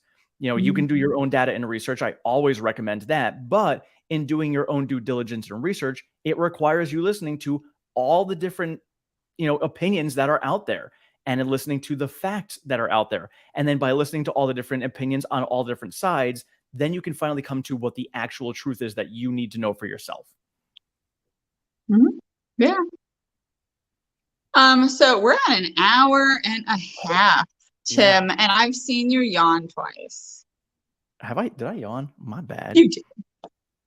You did. I know, but you get up so early though. Yeah, 3:30 in the morning. It's 3:45. I changed my alarm to 3:45 now. I get 15 minutes extra sleep. I've become more efficient with my video making skills. So. Oh, very good. Very nice. Okay, we'll do one last question before we get off then. So here we go. Slim Lewis coming on. I'm here for you, my friend, but I know this is the middle of the frickin' night for you. How much do you think Tesla will drop on earnings? Ooh. What do you think, Tim? I mean, obviously, this is total speculation here. I think it's all going to depend on how much we run up into earnings as well. Because right now we have a resistance level at 137. If somehow we break that, the next resistance level above that is 153. I feel like we were stuck at 140 for a hot minute, though, weren't we? On the way down, we stopped there. Well, because there was a gap at 137 on the way down. So we filled that. And it was, we stopped there for a hot minute. I mean, it wasn't long, maybe a day or two. The 122, 123 level is currently the strongest support level we have at the moment. So we shall see where that goes. But I think if we do not break over 137, we drop down to 109 after earnings. Okay. Because like you're a TA guy, right? Like you're a TA guy. Yeah. Yeah. So so I have a I have a couple of TA people. They're amazing. I love them. They know who they are. They don't want to be on camera. They kill me, but I love them. I love you. That's fine. And one of them is Jazz. But she's awesome. I know, she's amazing. Like she's I wish so she would come smart. on. She's so freaking smart. She's amazingly smart. She's busy though. She's busy. But anyway, so but I am an FA person. Like I don't know TA. So they feed me the TA and then I tell them like, well, this is what I heard. This is what I found. That's fundamental analysis, by the way. Yeah. Not FA. FA. Using my girl sleuthing powers for good. FA. But so what I think for the earning, okay, we're definitely going to drop. I don't think earnings are going to be great. I think Elon's been preparing us for them for a long time. He's been making a lot of tweets about like, oh, you know, interest rates aren't great. And that may, you know, people don't want to buy high ticket items when interest rates aren't great. I think he just tweeted that either today or yesterday. It was recent. So I'm prepared for quite a drop. I think we are going to retest the 108, like Fanon said. But that's earnings. So like Tim had pointed out, we've got earnings. So like think about the calendar. We have earnings on the 25th. And then there's only 30 days in January. On the 1st, the Fed meets. right? And we've got So all there's of only tech 5, earnings next week. huh? We've got Oh all yeah, of all tech those earnings. almost all of tech earnings next week, I think. So it's going to be volatile. yeah. It's going to be volatile. Be prepared. Go to your wine outlet place now. And honestly, like I've said it over and over and over again. Mm-hmm. If you have prepared for this, like Tesla has, you will be in great shape. If you've got a stockpile of cash, cash so flow excited. coming in, no debt, you should be excited about this. Again, we don't know. Maybe we're going to pop on earnings. Who knows? Maybe we do end up going to 200. That would be awesome. For me, I would not like it just because I want to buy more of these prices, but I'll be happy either way. So I'm not concerned. I'm prepared for either way we go. Mm-hmm. But it's one of those, this is just the reality is there's still a lot of uncertainty that is out there. And we just have to be ready for that. And there's going to be uncertainty until inflation comes down under 3%. And the Fed says, we are now feeling comfortable with where the rates are. We're feeling comfortable where inflation is. Mm-hmm. We can come down on our rates. At that point there, then we will have some more clarity and certainty. Then we can start moving up again in a more healthy way. So I would still be conservative. I mean, like I have a lot of cash to spend, but for my plan for earnings, I have a chunk of money. It's ready to go. It's positioned, and I'm planning to deploy it after earnings because I am planning on us having a drop after earnings because, like I said earlier, even in a bull market, even beating expectations, we sell off. So I think in a bear market where we missed expectations, at least on deliveries, we're still definitely going to sell off. So not financial advice. I'm not a financial advisor. But no. but I have it like chunked out into, like, okay, I'm going to do this as earnings, and then I'm going to see how like the Fed does. I've got like for later for the like when Buffett starts spending, so don't forget about that too. What are the institutions doing? Keep an eye on Kathy Woods, Warren Buffett, Ron Barron's. I love Barron's. I think he's really smart. Does he have a bunch of cash? Watch him. Oh, exactly. Think about the people who are successful with their money. What are they doing? Just follow them. Like, this is what you do in life. All doing the same thing, Tim. If they're all doing the same thing, it's like, holy shit, do that. Why am I not doing that? That's why, like, all of a sudden I was like, why do I have my money in savings? I'm going to put it in CDs. I'm going to get myself like 4%. Like, that's money coming in that I wouldn't be getting otherwise. So I put it there. Well, the reason why you wouldn't want to do that is if you're going to deploy it soon, because a lot of times CDs have time, restrictions, or there's a lot of investment, there's a lot of these like brokers that you can use, like Robinhood and TD Ameritrade or whatever, that they'll pay you 4% on your money. Yep, SoFi's got 3.75%. Robinhood's got 4%. There's also some CDs that are out there. My dad just let me know about it. I got to do some research on it. Sounds like it's like a 1-year CD, but you can take your money out anytime without penalty. It was weird. So I've got to take a look at that. Read the fine print though. Right. And that's what I got to look at. Right. Because I looked at the Robinhood fine print and I was like, I don't really love this. I don't know. First of all, are there fees for withdrawals? So like you said, with that one CD, there aren't.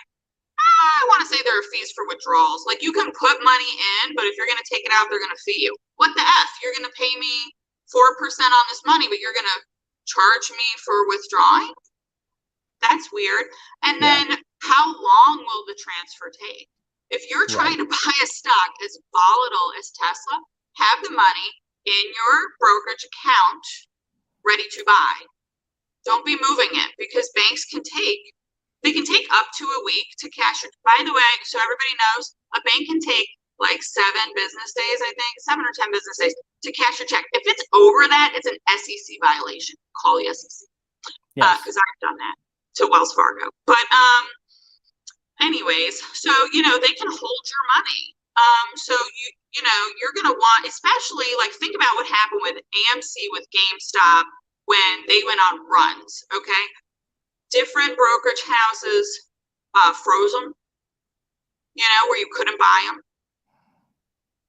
Yep. So if you go on like a real run, I mean, you might have to be in a couple of different accounts, and especially like, and also like if your account gets really large, you may want to split that up to a bunch of different accounts, because there are insurances, it's not the FDIC like the depository insurance, but there are other insurances for brokerage accounts that the government has, but it's only up to a certain amount of money. So don't keep $1 million in the same brokerage. Yeah. Yeah. And so for me, what I did with my CDs, I actually broke it up into 4 chunks, and they rotate every other week.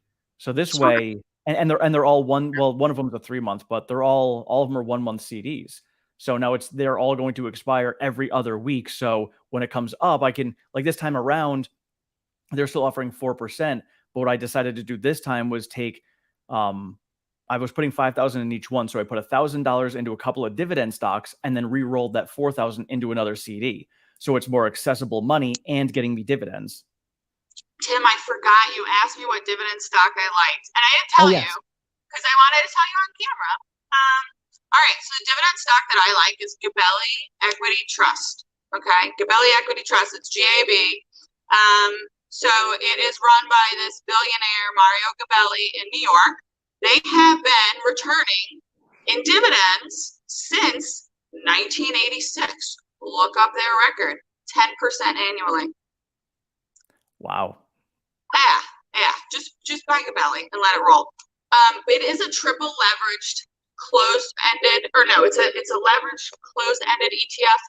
It's a sophisticated vehicle, but their track record's fantastic. So the type of asset that it is typically has like high fees and everything. It doesn't perform as well. I don't know. Like, you have to be more of a sophisticated investor. Some brokerage houses do not deal with it because it's this closed-ended fund and that it's leveraged. But if you look at their track record, it's beautiful. So, and that was what I was going to ask about, is the fees, because I know for me, I've got 3 right now that I've been using. QILD was the one I got into first, and I guess there's a couple of other ones that are out there that are actually better now. There's JEPQ and JEPI. So I dumped into both of those as well. QILD returns 12%. And the other 2, one of them was 19%. I've got to check that one. Did you look at their historic data? It does. It does. So, like, for how many years have they done that? I think 10 years now. I think 2012 or 2013 is when they've been around since. Okay. So the JEPQ and JEPI, those are like 1 year old, but QILD is a decade old. So that one had some longer data to it. So I knew that was good. And as they had said themselves, they're still after, like, the they didn't go through .com. They didn't go through the .com bubble. They didn't go through the housing bubble now. No, and so this one here, that one is, and actually all 3 of them are, they're options ETFs. And so QILD and JEPQ both have all the FANG stocks and Tesla. So during the bull runs, they actually underperformed the market, because returning 12% when you could have gotten 30 to 50% from all the stocks. Right. Even the indices were outperforming it. So now, during a market where you're getting negative returns or very little, is a good place to have to get dividends of 12%. They pay monthly, so it's been nice. So I've been getting some money from there. And even though the stock came down, once it does rebound, it'll be fine. So I'll make that money back.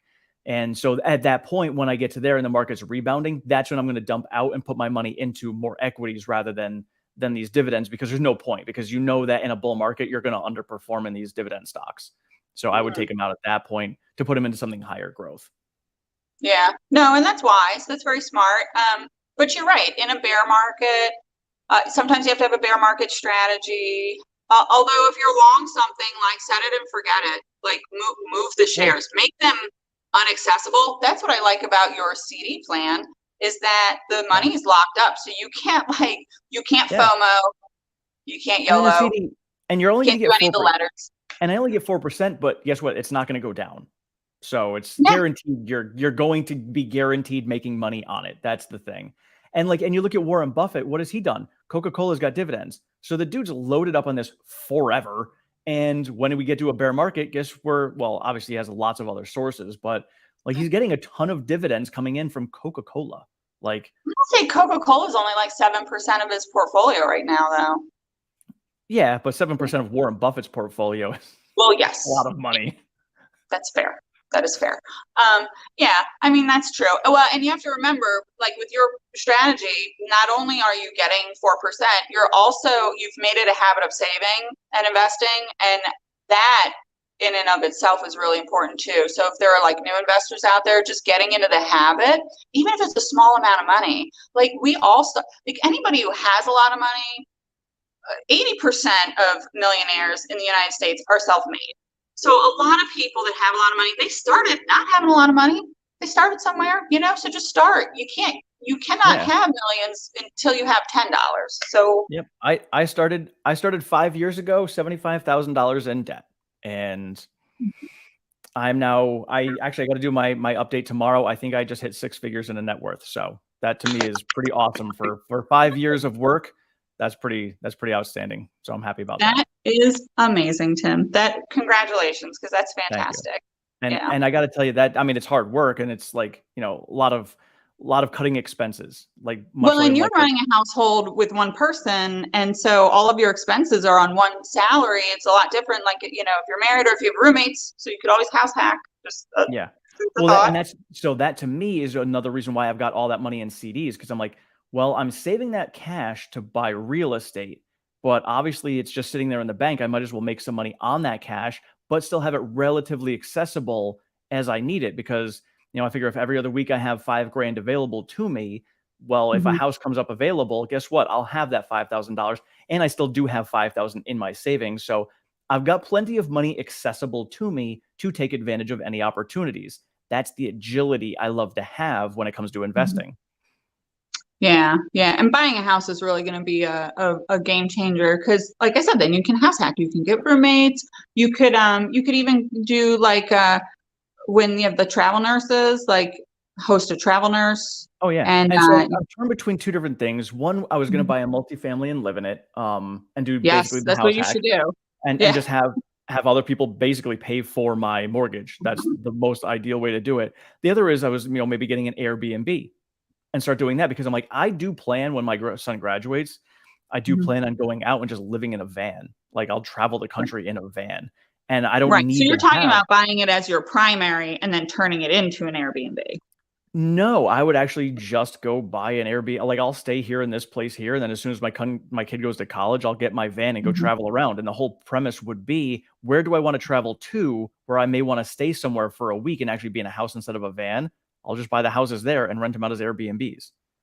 And so in theory, that is good. But I will tell you that the hard part is the maintenance on it, because I would need to have a national property management group, most likely, because having one property, I mean, I know I could have one property in one area. And like, I was talking to Eva down in Florida. I'm like, I could have a house down there. Tim, baby, listen to me. I run a landlord group of 23,000 landlords. Okay. And I have a furnished rental, and I am the runt of the litter of my family. I'm the one that's fallen behind. Okay. My mom and my sister are just like ruling the earth. Their rentals are ridiculous. Anyways, listen, why don't you get a multifamily and make one of the units a short-term furnished? Like, if you got like let's say you got a quad, that's the dream. So the dream really is buy a quad. Yes. Buy a quad, get yourself a roommate. 2 people pay for the mortgage. 2 people pay for the mortgage. I live there for free, and the third one is profit. Yeah. Well, kind of, yeah. But and here's another reason too. This is what people don't think about. You got to think about how mortgage brokers work, how they think, and your whole plan. So you got to think about your whole plan. You're going to want to upgrade and get more properties, right? And you probably don't want to move to another city. A lot of times people want to stay in the same area. Well, what they don't realize is you cannot get another primary residence mortgage within a certain mileage circumference unless under certain circumstances. One of those circumstances is upgrading to a larger home. It's a really easy sell. If you buy a quad, so a quad is a 4-plex. It's the 4-unit apartment building, which you can buy as a primary residence. Most people don't know that. So you can put as low as 3.5% down, probably 5%. I don't know if you can go FHA. You probably could. You can go VA loan. So I did go through all the classes for real estate. I didn't take my test, but yeah. So because I can go quad, I could put 3.5% down, depending. Like, it wouldn't be easy, so I could get away with it. But right. But do you realize that if you buy an Airbnb, you're going to have to put a minimum of 15% down? Yeah. I know it's going to be a bigger chunk. And your rate is going to be a lot higher because you're going to have to use a DSCR, which is a discount. It's the debt service credit ratio loan. So it has to do with like how much the property brings in versus how much your expenses are. So you completely qualify on the property, but then you have to have it fully rented out, or it has to have rental history, blah, blah, blah. You have to have a lender that writes DSCRs, and your interest rate's going to be a lot higher. So, and sometimes they want you to already be a landlord. Like they want you to already have, already be sophisticated. Some experience, so I don't know. I would say baby steps. But like I'm saying though, if you already have a quad and then you're like, oh, I don't have enough space, I need a bigger place. They will write you another primary loan in the same area, and then you can, get a duplex of like, 3-bedroom, 2-bath duplex, and then go for the single family home. And then you're like kind of tapped out in that market. You're just going to have to start buying rentals like the rest of us do with, but I hear you. Yeah. So that is what I'm looking for initially is that multifamily. But I've got options, and I'm just giving myself as many opportunities. I mean, who knows? Maybe I'll hit the lottery and I don't need to, but I'll tell you, I found a multifamily in my area, and but like I'm not doing any more renovations because I'm renovating this house, and we're not renovation people. Like we don't do it ourselves, so I'm hiring everything out. And I've decided that I don't need 2 projects right now because this house is big and full of terrors. And so, but I found a quad. I sent it to one of my friends who can do all that stuff, and I was like, "You should buy this." But I was like, seriously.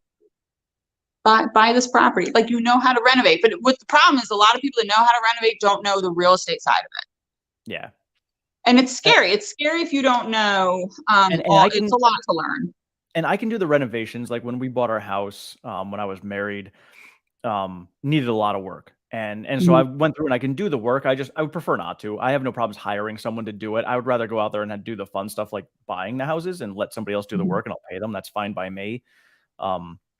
So I'll do that. So that's kind of where I'm at is, I'm just leaving my options open to see. And things are starting to pop on the market, and you guys can let us know in the comments below is, what do you see for housing in your areas? Because for me, I'm finally starting to see some newer ones popping up and some price drops going on.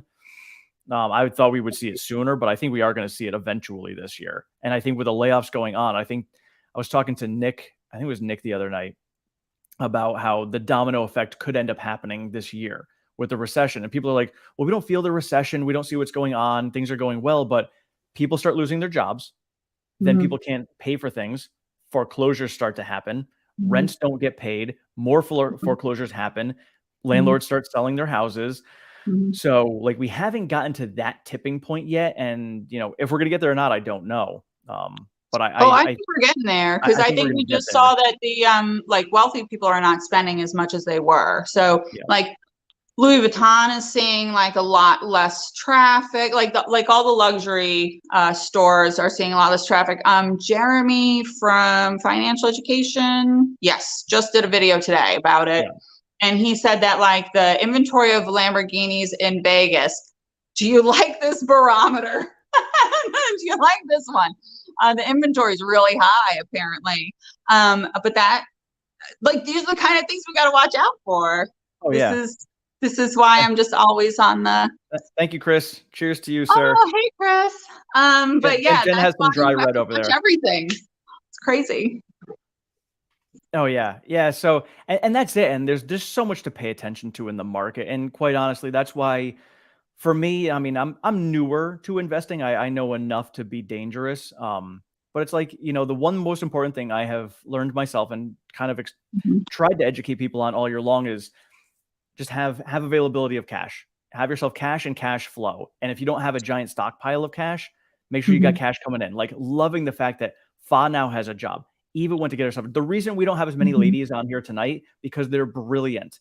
They went to get themselves jobs, and they are now working to earn more money to invest.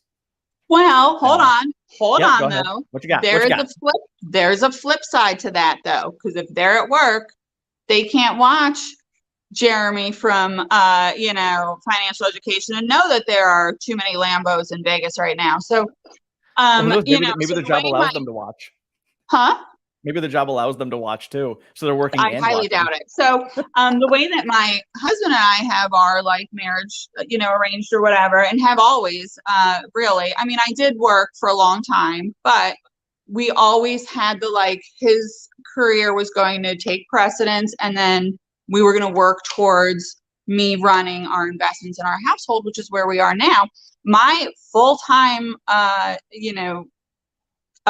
job, I guess you would say, it's not a job, but like my attention is on our investments. So I can spend all of my time on Twitter, YouTube, reading articles, education, learning everything, and paying. I mean, I can sit and watch the market and put my trades in, and not have to worry about I'm at work, so if something happens today, I can't deal with it. No, I get to deal with all of it, and I run our rentals and everything, so.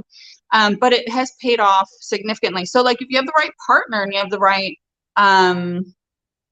team set up and everything, and I delegate a lot too. Somebody asked me, they're like, Jen, you do a lot. How do you do so much? I'm like, I tell people to do stuff. I don't do all the stuff, That's one of the key things for those of you guys watching. This is one of the things I'm trying to show you guys. Jen's already there. I'm kind of working on it myself, and I don't have a significant other. So it's about finding a team, surrounding yourself with a team of people that is going to make it happen for you. I learned this when I was a manager in retail my whole life. Is I always found somebody who could be that right-hand person. And I always had, somebody with me who could get that stuff done. I could be like, hey, I need this to get done. They know what I want. You work with them and they do it. And that's why I hired myself a brand manager and a marketing manager. You hire people and you work with people and you build that team. That is how you become as successful as you are. It's not like Elon does everything himself. His team is doing it. And that's exactly how successful people become. Team manager. And I think that people who manage teams well seem extremely successful because they get to, get all that success. And the one lesson that I try to take is from when I've worked for small business owners. And I think they always have the best of intentions, but there's so much on them that they tend to put too much on their employees, especially their highest functioning employees. And so I try never to do that. I try to be really great to my team members or anybody that I'm working with. But I have a stellar agent out in Virginia Beach that I work with. She sends me stuff all the time. We are actively looking for a beach house. I want a beach house so badly. My mom has a second row and I want one. And I want it to be first row. I am not in competition with her. I just really want a first row house. But now, how bad is that on the first row? Because you're in Virginia, so you get hurricanes and stuff. You're good. Okay. I mean, you're in the area, That's what insurance is for. That's what everybody says. They're like, what about hurricanes? And I'm like, insurance will cover it and you will have a new house. That's why you have insurance. But those houses on the first row, they'll do $350,000 in gross rents a year. True. So you're going to make up for the insurance is covered by all that. So you're good. Oh yeah. The margins are fantastic. Plus they appreciate phenomenally typically. So I'm looking for the market to fall. I'm going to go swoop in there and grab one. And then that $2 million beach house is going to be a $4 million beach house in 2 years. I mean, it's insanity how it's appreciated, how it will continue to appreciate. And plus, for that market specifically, there's zoning issues. If you look at the Outer Banks versus Virginia Beach, so the Outer Banks is a rolling barrier island. It's physically moving. So there's a lot of restrictions on a lot of those properties. And you have to look at the zoning because there will be restrictions on rebuilding. That you're prohibited from rebuilding if there is, a hurricane that wipes it out. Okay, then that's a problem. That's a real problem. There are not those restrictions in the area where I am looking at. However, the properties are 3-4 times the price. That's why. So, so a lot of my friends will be like, why aren't you looking in the Outer Banks? And I'm like, first of all, I've been in the real estate business professionally since I was 22 or 3 years old. And I'm a third generation landlord. I grew up with this stuff. When I was a child, I was going to rentals, and then, and so trust me on this, you want to check the zoning. You want to check what's going on with the restrictions for short-term rentals too. So a lot of places are cracking down on the Airbnbs, and so Airbnb's having a lot of problems lately. So you know, there's a lot to pay attention to. So using like a really great realtor, like Ava, like my realtor out is Carter Realty that I use out in Virginia Beach. You know, they're paramount. I mean, let me tell you, my realtor's got me amazing deals out in Virginia Beach. So we've done 2 deals. I'm planning on doing more. We'll see. Nice. And then I have a realtor in Fayetteville. It's like slamming, but I just don't want to be in Fayetteville anymore. Oh yeah. So sorry, and Fayetteville, North Carolina. There's like Fayetteville's it's like Springfield. There's a million of them. So everybody, I know we deviated from Tesla. Sorry, I go on about real estate. This is actually good. So one of the things I wanted to share with you guys is, and I've shared with you guys that I'm looking to get into real estate. The big thing for me is cash flow generation. And I tell you guys all the time that I'm looking for different areas that I can make money. And real estate is one of the top places. Like you look at, meet Kevin, Jeremy, all these guys who are out there, Chicken Genius, these guys who are like, I'm all in on Tesla or whatever it is. That's not where their money comes from. Even Stephen Mark Ryan, it's all from real estate. So we build our base in real estate. So, and it's true. Like my base is in real estate. Your first million or first couple million is going to be the easiest in real estate, especially in the United States, because you can use other people's money to get rich easily. It's not like margin where if the value goes down, they're going to call you and they're going to, you're going to have to pay a loan. No, like the value could go down on the property and the payment's still the same. Exactly. And actually, this is a great point. This is something I was thinking about doing. Tim, go to your son's college town and buy a quad apartment. Then you live in one with your son, then rent out the other 3 apartments. That's brilliant. And that's actually something I was contemplating doing, is buying that, and he'll have a place to stay when he wants. And guess what? Even when he graduates, colleges, you want to buy property, buy somewhere that's always busy. I live by a hospital, always going to be packed full of people. I buy the hospital, I'm by the sub base. So there's like buying by a very active area means that you're always going to have tenants coming, so even if you have long-term renters that leave, it's easy to find tenants again. So Tim, with your son going to college, I don't know if you're aware of this, but if someone is 18, they can qualify. There are mortgage vehicles, products out there where you can qualify on your parents' income and credit. So he can buy the quad. Well, unfortunately. And then you can buy another primary. He should get started. He's like I am. When he goes to college, he's going to be 17. Okay. Well, then I would buy him. So I would get him to buy a quad the very next year. Then I'm just saying that if it were me, if I had a child, they would own real estate the moment that they could physically own something, because I have that knowledge. So, and that's why, if I'm ever on YouTube, it's not going to be when I do a channel, it's not going to be about Tesla. I'll pop on yours and Warren's and everything, talk about Tesla. It's going to be about real estate, because I would be young man, go forth and buy yourself your first rental. And this is how you should do it, because you can buy on your parents' credit and your parents' income. You can qualify. So parents out there, if you have kids that are going to college, if you want to do that, you can, and then you can teach them how to do rentals. I will eventually soon, hopefully, put all that information out there for everybody, because I keep meaning to do it for my real estate group or for my landlord group. And but I have a friend who, when I went to school, his grandfather had saved up a college fund for him, and then he got scholarships. So his grandfather was like, well, I'm going to help you buy a place. And it was in Richmond. And so he got a house, and he got roommates, and his roommates paid him rent, and that rent paid the mortgage, it paid the utilities, it paid all of the expenses on the house. So he lived there for free for 4 years.